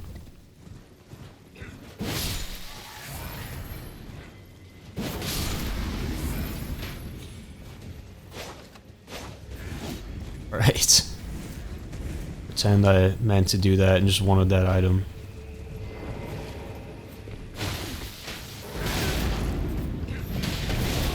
Oh god.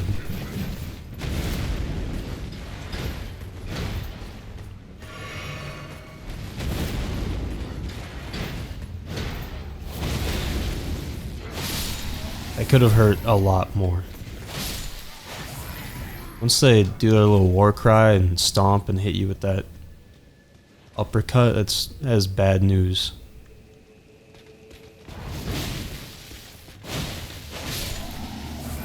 Kill him, you'll get his black steel twin blade. And then we'll go back down towards the camp a bit.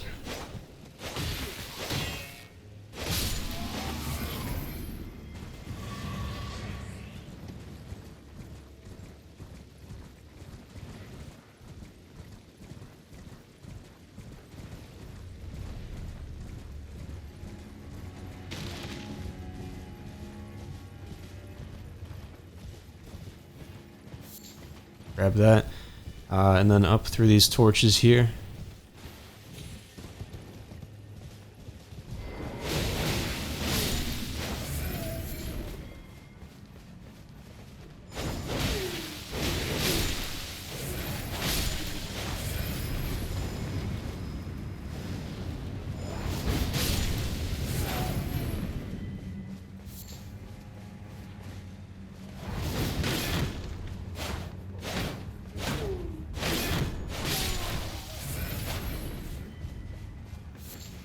Some shadow sunflowers, and then keep climbing the hill.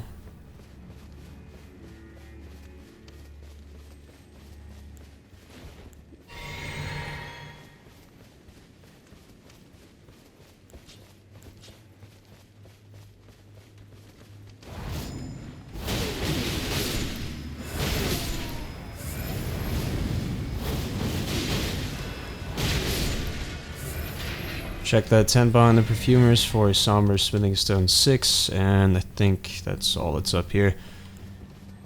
And then back over this way, if you look straight west, there's a flying teardrop scarab. Shoot it down somehow. Get the Ash of War rolling sparks. And finally, let's go northeast over here towards this dead furnace golem, and this will get us close enough to trigger the broken Great Rune message, because that right there is the entrance to Shadow Keep. Should start any second now. There we go. So after we clear the rest of Scadu Altus, we'll just go back and talk to all the NPCs at the end of this episode, since the quest lines all just progressed. With this happening, somewhere a Great Rune is broken, so too a powerful charm. So, as I've said many times, right here at the entrance to Shadow Keep, and of course if you'd crossed that tree line here earlier, also would have happened. But for now, let's run around by this dead golem over here, outside this tent, get the Furnace Keeper note, which basically just says what we've already known, which is to keep fire pots and furnace pots away from the golems because of the volatile reaction you've seen, when it decides to work, that is. Okay, here we go, 3. I was gonna say, remember there being more than 2. And now that the Great Rune is broken, there's no reason to steer clear of Shadow Keep anymore, so let's just go inside and get the Grace here, just to come back to easier later.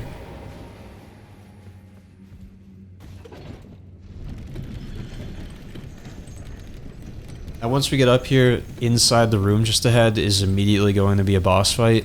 It does drop 2 Shadow Tree fragments when defeated, and we'll get the 3rd one that we would need for another blessing level at the beginning of next episode. But there are quest lines in Shadow Keep, and I don't know if killing this boss to like trigger being inside the proper Shadow Keep area will affect any of them. So just to be safe, I would say go talk to all the NPCs that we're going to talk to outside first in the last section of this episode before you go in there and kill that boss. Probably doesn't matter, but I just don't know for sure.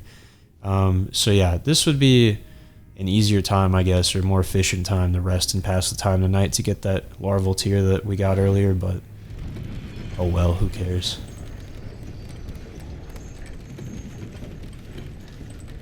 Do go ahead and rest there though if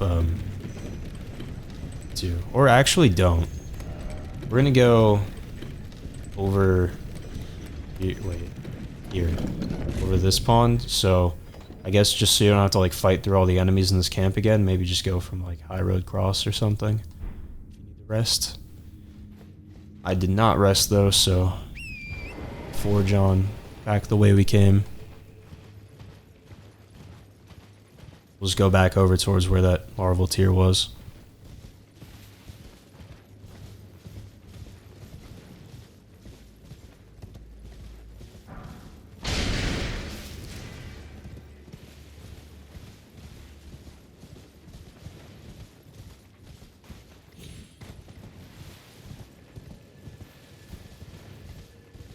Once you see trees and bears, you know you're getting close.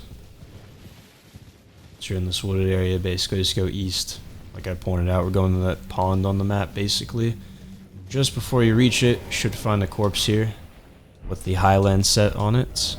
That's where we're at on the map. And then up ahead is the boss. So this is Ralva the Great Bear, which is basically just a rune bear, but with Ashes of War, I guess. He's super weak to fire, but only if you drag it over to land, because otherwise in the water, that's the reduced fire damage things take while they're standing in water will offset the extra fire damage you would be doing. That being said, if you keep him in the water, then lightning is going to be a great option. But he's also insanely easy to sleep, so I would say bring some sleep pots. Like, I don't know, you can probably sleep it 3 or 4 times with a single sleep pot, which will open it up to a free crit. After the 3 or 4 times, his sleep resistance will be up enough that you'll probably need more than 1 pot to sleep him again, but 3 or 4 free crits should be enough for you to just dump a ton of damage into him and take him out. Now, actually, you know what? There's a new sleeping pot we can make. I put a section about it, I think if I scroll down here in my notes somewhere. Somewhere around here, about these new deep purple lilies. Yeah, here we go. So I was gonna monologue about this in the next episode, but we'll do it now. So these are used to craft eternal sleep pots, which are actually not just the sleep version of hefty crack pots. They're a new type of ritual pot. They cost 20 FP to throw, which is kind of steep, but they build up a new status effect called Eternal Sleep. And Eternal Sleep is an upgraded version of regular sleep, which has 3 possible effects depending on the type of enemy you use it on. So for pretty much any regular enemy, they fall asleep permanently. They will not wake up even if you attack them, so it's basically a free kill. You can't land a crit while they're asleep like you usually would be able to, but that's fine because they're not going to fight back anyway, so like you're not in a rush to kill them. You don't need to get a crit. Then for some stronger enemies, they'll fall asleep and you have a window of like 5 to 10 seconds. I haven't actually timed it, but it seems to be somewhere in that range where you can attack them and they won't get back up. And then after that window, it regresses into normal sleep, which means you can land a crit on them or any kind of attack, but they will wake back up after taking damage or after 60 seconds of not hitting them, which is how sleep usually works. And you can tell when this is happening because the purple effect around their head that you see when an enemy is sleeping will be dark purple for that initial window of eternal sleep, and then it lightens to the normal light purple. Just like if you look at the color of the pots here, that's the color of the purple you'll see, like the fog around their head. So finally, for anything that isn't outright immune to sleep, they might start falling asleep but then stop in the middle of their animation and like shake their head to wake back up on their own. But yeah, it's a pretty cool new effect, and I actually remembered to talk about it, thankfully, so here we go. I'm going to make, like, honestly, 1 might be enough, I'm not going to lie. You can make 2 or however many you want, really, but... let's get after it. Watch me miss this, though. Probably sneak just in case, so that doesn't happen.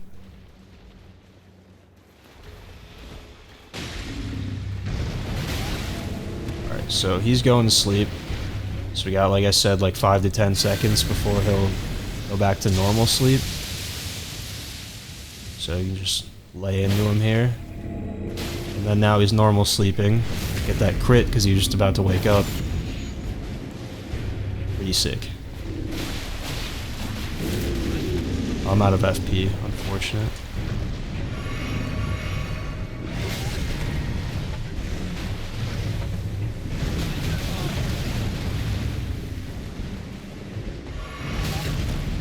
We love rune bears. I should have made 2.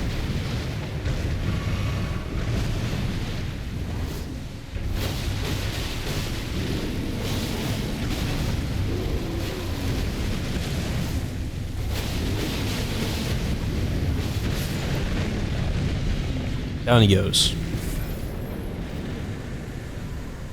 To get back to where I was in my notes before. Get the pelt of Ralva there for killing him, and then now that we've cracked the Great Rune, we can safely clear out that other area of Althus Plateau east of Bonny Village over here. So let's warp to bridge leading to the village.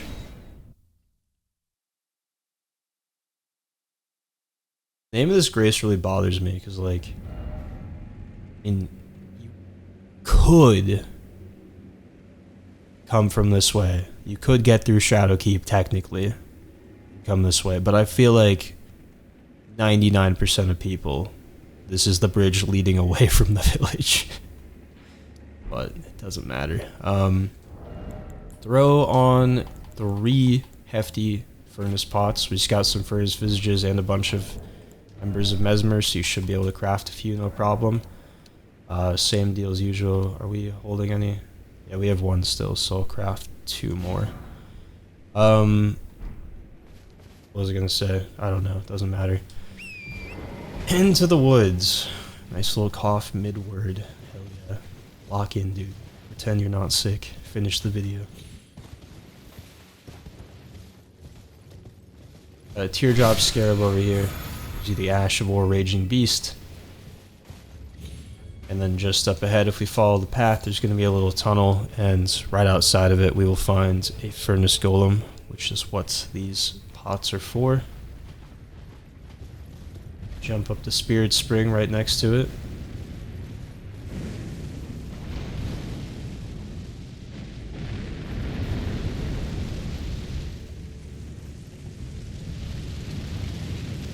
Starting out with some fireball shenanigans as usual.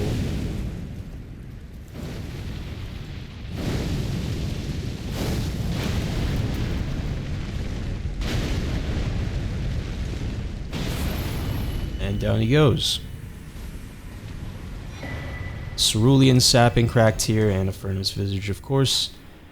Hop back down, and then if you look up to the left, there's a hanging pot up there.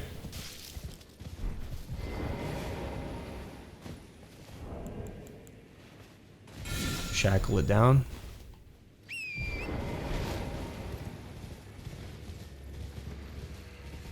Go collect the item that just fell. Smonger's Bell Bearing. And you can just keep following this road that we're on to get to the next grace.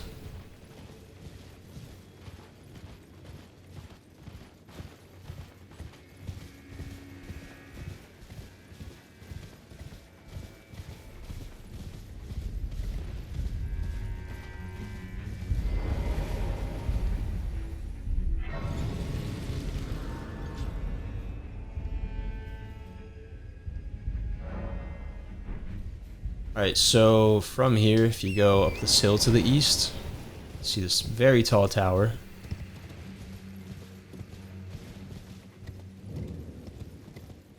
And we're gonna run inside, up the stairs, and usually this would open up to a balcony. Wall. Get that to open up a Spirit Spring outside, and then we'll just go right back out the front door.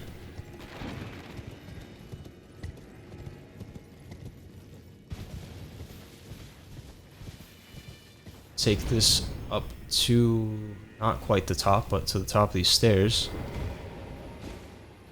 Open the chest for Rabbit's Cannon. There's quite a bit more of the tower above this point, as you saw, but you have to drop down from the cliffs up above, so that's all we can do here for now. So warp back to Church District High Road.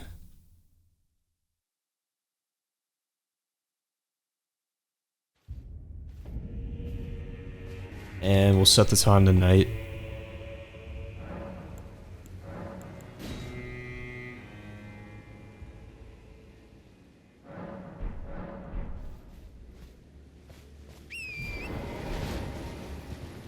Go west from the Grace, find a larval tier, pretty obvious up ahead.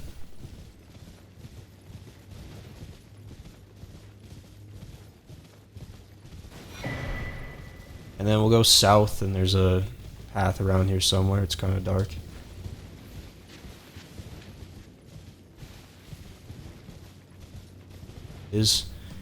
up to the Cathedral of Manus Met. Now we can start a quest line here, which I was going to put off for later because it culminates in a pretty tough boss fight, but I changed my mind, decided we'll at least start it now because doing the first step will give you access to an additional NPC summon for the main Shadowkeep boss fights, which you might want.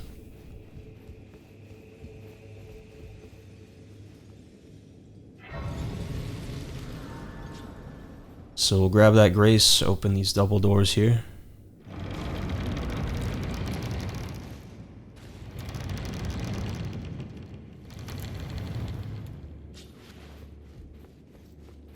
And go talk to Count Emir. He's got quite a bit to say. Get the whole Laden necklace and a ruins map. And then keep talking. You'll eventually be able to ask him about glintstone sorcery. There we go. And then you can also buy some. And as we complete steps of his quest line, you'll be able to get more sorceries here, which I'll probably remember to point out, but just in case I don't, if you're a sorcerer, just make sure to check back here after you do any quest steps to make sure that he's not selling something new that you might want. But after that, go over to this pillar nearby. A new NPC shows up. This is Yolan. Exhaust her dialogue, and then go back to Emir, and you should be able to ask him about her. Ask about the knight in black armor.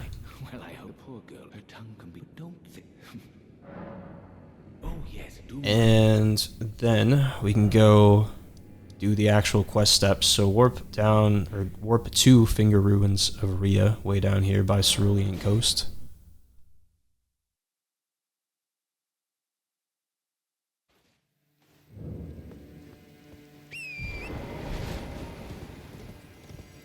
And we will just follow the main path down here, basically. Straight ahead, I think I pointed it out in a previous episode, but up on that plateau is a duplication coffin, which lets you duplicate boss remembrances. For now, though, we'll just stick to this road, and I'll explain the coffins in a second when we're in a less annoying area. Now, pretty soon here, you want to be ready to duck off to the side. You see like a purple glowing projectile, kind of like the fingers use in like Carry a Manor. It's the one. That'll knock you off of Torrent and stun you, so you can't, or the enemies can attack you a lot easier. Just try to use the cover to your advantage. Not too difficult though.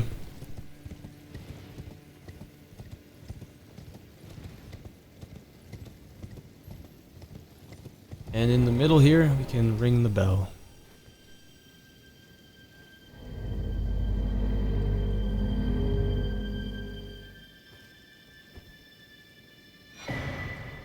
Get the Crimson Seed Talisman +1, and then you can warp back to Cathedral of Manus Met.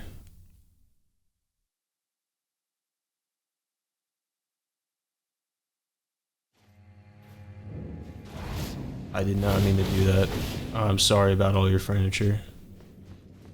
That is my bad.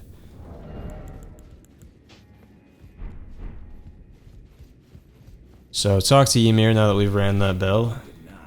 He's heard it. Get the ruins map 2nd and Beloved Stardust. And you can ask about the nature of this world. Deep question to ask someone we just met, but ask about Mikola too once you get that option. And then you should also be able to purchase new sorcery.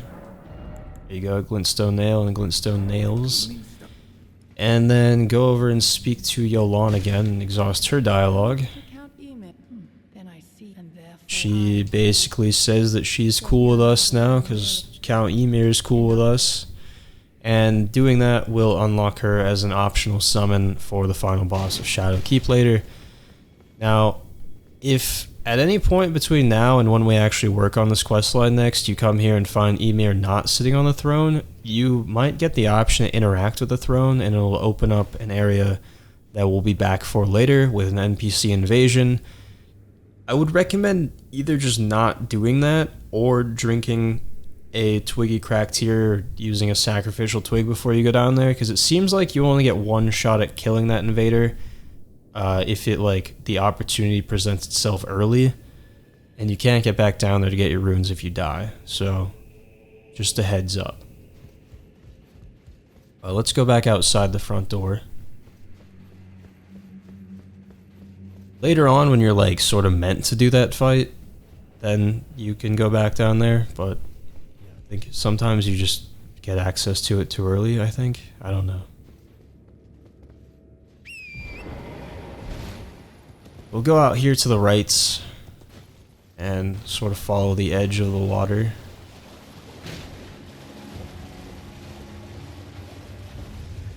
Get a cookbook, and then go up the stairs on the side of the cathedral here. Wrap around to the back side. I missed it. A glinting nail, and then hop off and go east, southeast. A basin over here with a starlight shard, and then from here you can go west,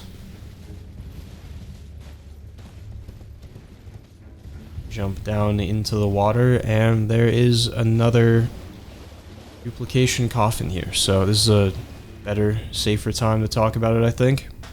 So these work just like Wandering Mausoleums in the base game. Each one of these can duplicate one boss remembrance. The base game remembrances can be used here, and DLC remembrances can be used at Wandering Mausoleums, so you don't have to worry about compatibility, which is nice. What's not so nice is there are only 3 of these in the DLC, but they added 10 new remembrances, so you can't even duplicate a third of them. There are 7 Wandering Mausoleums and 15 remembrances in the base game, so the ratio of remembrances to duplication opportunities got even worse somehow. All in all, there are now 25 remembrances in the game, and you can duplicate 10 of them in one playthrough at the most. The DLC boss, or the final DLC boss, also gives you 3 options for remembrance rewards, so they somehow managed to make the situation even just a little bit worse still. But that is how those work. So keep going west to the edge of this cliff over here, and then we'll just follow it north for quite a ways until we can drop down safely to the left eventually.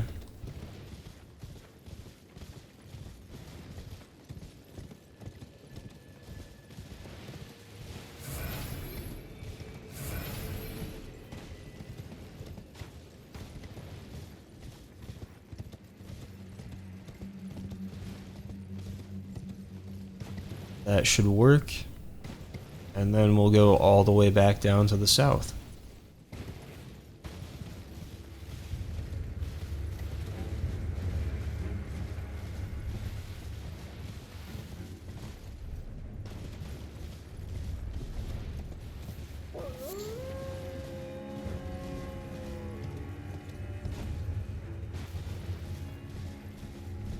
And up here on the left somewhere, there should be a little cave entrance. A bunch of flint slab fireflies. Some more inside. And then up on the ceiling, it's a ranged thing. A teardrop scarab. Take it out for the Ash of War, Carrion Sovereignty. And then you can warp back to Church District High Road.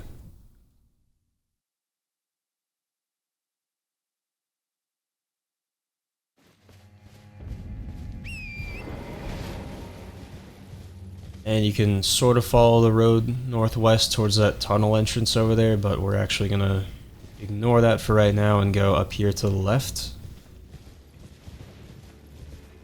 So we can climb up the hill behind it, or above it.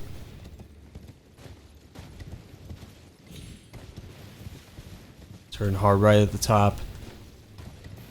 Follow the edge of the cliffs into the corner over here. Bless Bone Shard, and then from there go southwest. I didn't like that sound. Please don't do that. Brave Glovewort 6, just keep moving so the skeletons don't get you. and go all the way west over here towards the side of the castle. Find a Forager Brood. There's us the Forager Brood Cookbook 6 and a Dew Gem. So you should now have all 7 Forager Brood cookbooks. Let's just double check. Key items. Scroll down to cookbooks here. There they are. 1, 2, 3, 4, 5, 6, 7.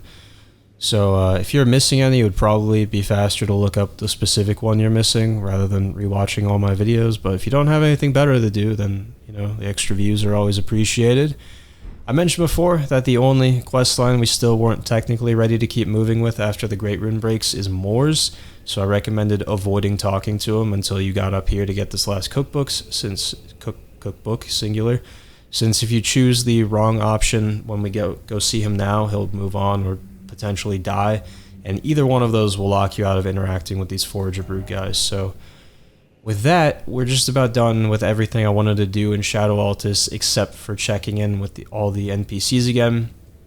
We're going to come back later for the rest of the Cathedral of Manus Met questline, and there's also this other little plateau section over here, but you have to use a Spirit Spring down here in Rao Base to get up there, so we'll just do that next time when we cover Rao Base. Let's wrap up this episode. Let's go talk to some NPCs. So warp to Pillar Path Cross. We'll talk to Tiolier first.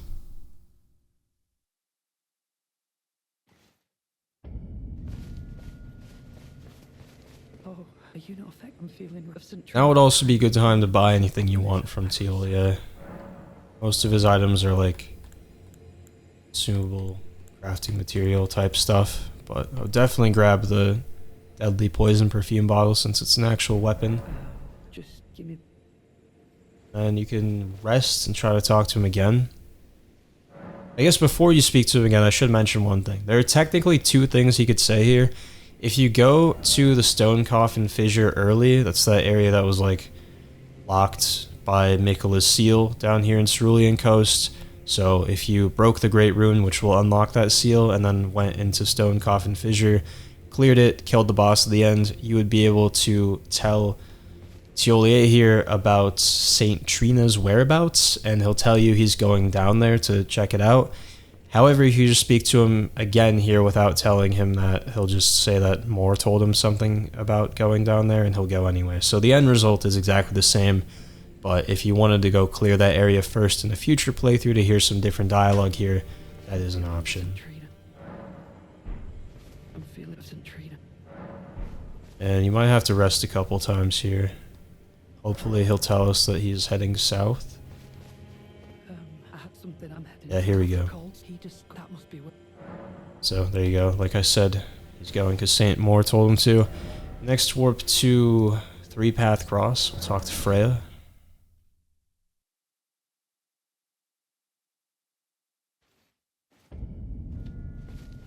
Oh, there you are. Good. Tell her that don't worry. The guidance, it's only. You have the option to ask her what she intends to look into. I must. Speak to her again. Ask what if you become our enemy. I will be true, though I lady let outlaw. I'll be out. There's something. And that looks like that's the end of it. So once she's done talking, warp to Main Gate Cross.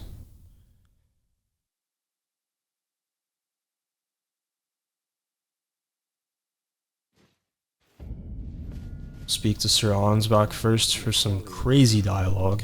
I challenge. I knew not how. I believed that I could not have been Mikola the cure. There is nothing. Right, I am. Alright, then you can speak to Moore next, and we'll have to make a decision here. I don't.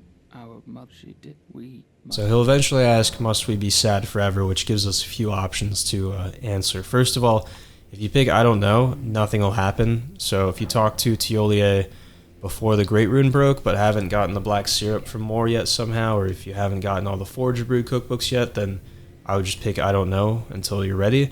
But when you're actually ready to progress this quest line, which we are, then we have 2 other options. I have to slightly spoil the fight later in the DLC to explain a couple quest lines here, including this one, but this is a walkthrough, so it is what it is. Near the end of the DLC, there's going to be a fight between pretty much all of these NPCs that have been following Miquella. The Great Rune broke, and with it, Miquella's charm on all of them also broke, so now we essentially have two factions. One is still loyal to Miquella, and the other sees the truth that he is a monster. So no matter what choices you make, our character is going to end up on the... we're not going to be on Team Miquella, basically. So our choices will, however, decide who else shows up on our team down the road and who is actually involved on the opposing side of the fight, who shows up for the other team. So back to Moor's questline. If we tell him to put it behind him here, he will move on from this location and we'll meet him again later, but he'll be fighting alongside Team Miquella, so we will be killing him in that fight. When he dies, we'll get his bell bearing, his armor, and the Verdigris Great Shield. Since he moves on from this location, picking this option will lock you out of getting any more Forager Brood cookbooks and the black syrup from Tiolier. You will also, or you will get all the possible rewards, but not until almost the end of the DLC. Alternatively, you could tell him to remain sad forever, which might as well just be telling him to kill himself, because when you reload the game, you'll find his corpse over by the Church of the Crusade, where the Forager Brood that gave us the 4th Forager Brood cookbook was, with the warming stone thing. Or here. It's the Church of the Crusade, right about there. And if you loot his corpse here, you'll get all the same rewards: armor, shield, bell bearing. He also will not show up for that fight later, which will make it easier for us, because you do have to take on all of Team Miquella more or less all at once. So that's saying the more the merrier does not really apply here. The less followers Miquella has, the better for us. Long story short, put it behind you means the fight later will be harder and you'll get the rewards much later, while remain sad forever means an easier fight later and you get the rewards now. I'm going to tell him to put it behind him because I would rather cut him down myself since he decided to pick the wrong side. Love. Goodbye. Now, let's warp to High Road Cross.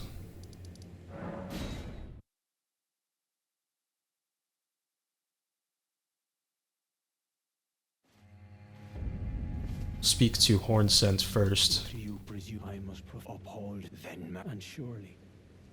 But for the impale in vengeance, how could I revenge? Lest you. Alright, his dialogue's exhausted. Now you can go speak to Letta. Oh, hello. Did you feel a wow, And she's going to be suspicious of whether the others are still loyal to Miquella. And then you can speak to her again and make some suggestions regarding a couple of NPCs that, might not be loyal anymore. So those are Tiolier and Hornsent. You can safely suggest Tiolier here for some dialogue, because she'll decide that he's not a threat anyway. And you can also safely suggest Hornsent, because she's going to agree with that, but if you make no suggestion, it just ends the conversation and she ends up deciding to go after Hornsent anyway, so you might as well get the extra dialogue here. Alright, so rest once she's repeating herself. And Hornsent should be gone, and you can speak to Letta again to hear that she has decided to kill Hornsent. Even if his lineage. He never played, he must have read the stench. I will have his river black. Alright, there we go. Her dialogue is exhausted. So with that, we are pretty much done. I was planning to do Stone Coven Fissure in this episode, but this one was pretty long and my voice is giving out again, so I think I'll save that for next time. And one more note, which I kind of hinted at last time, I've definitely mentioned all of the NPCs being affected by the broken Great Rune several times, but in reality it's just Miquella's followers, everyone we just talked to just now.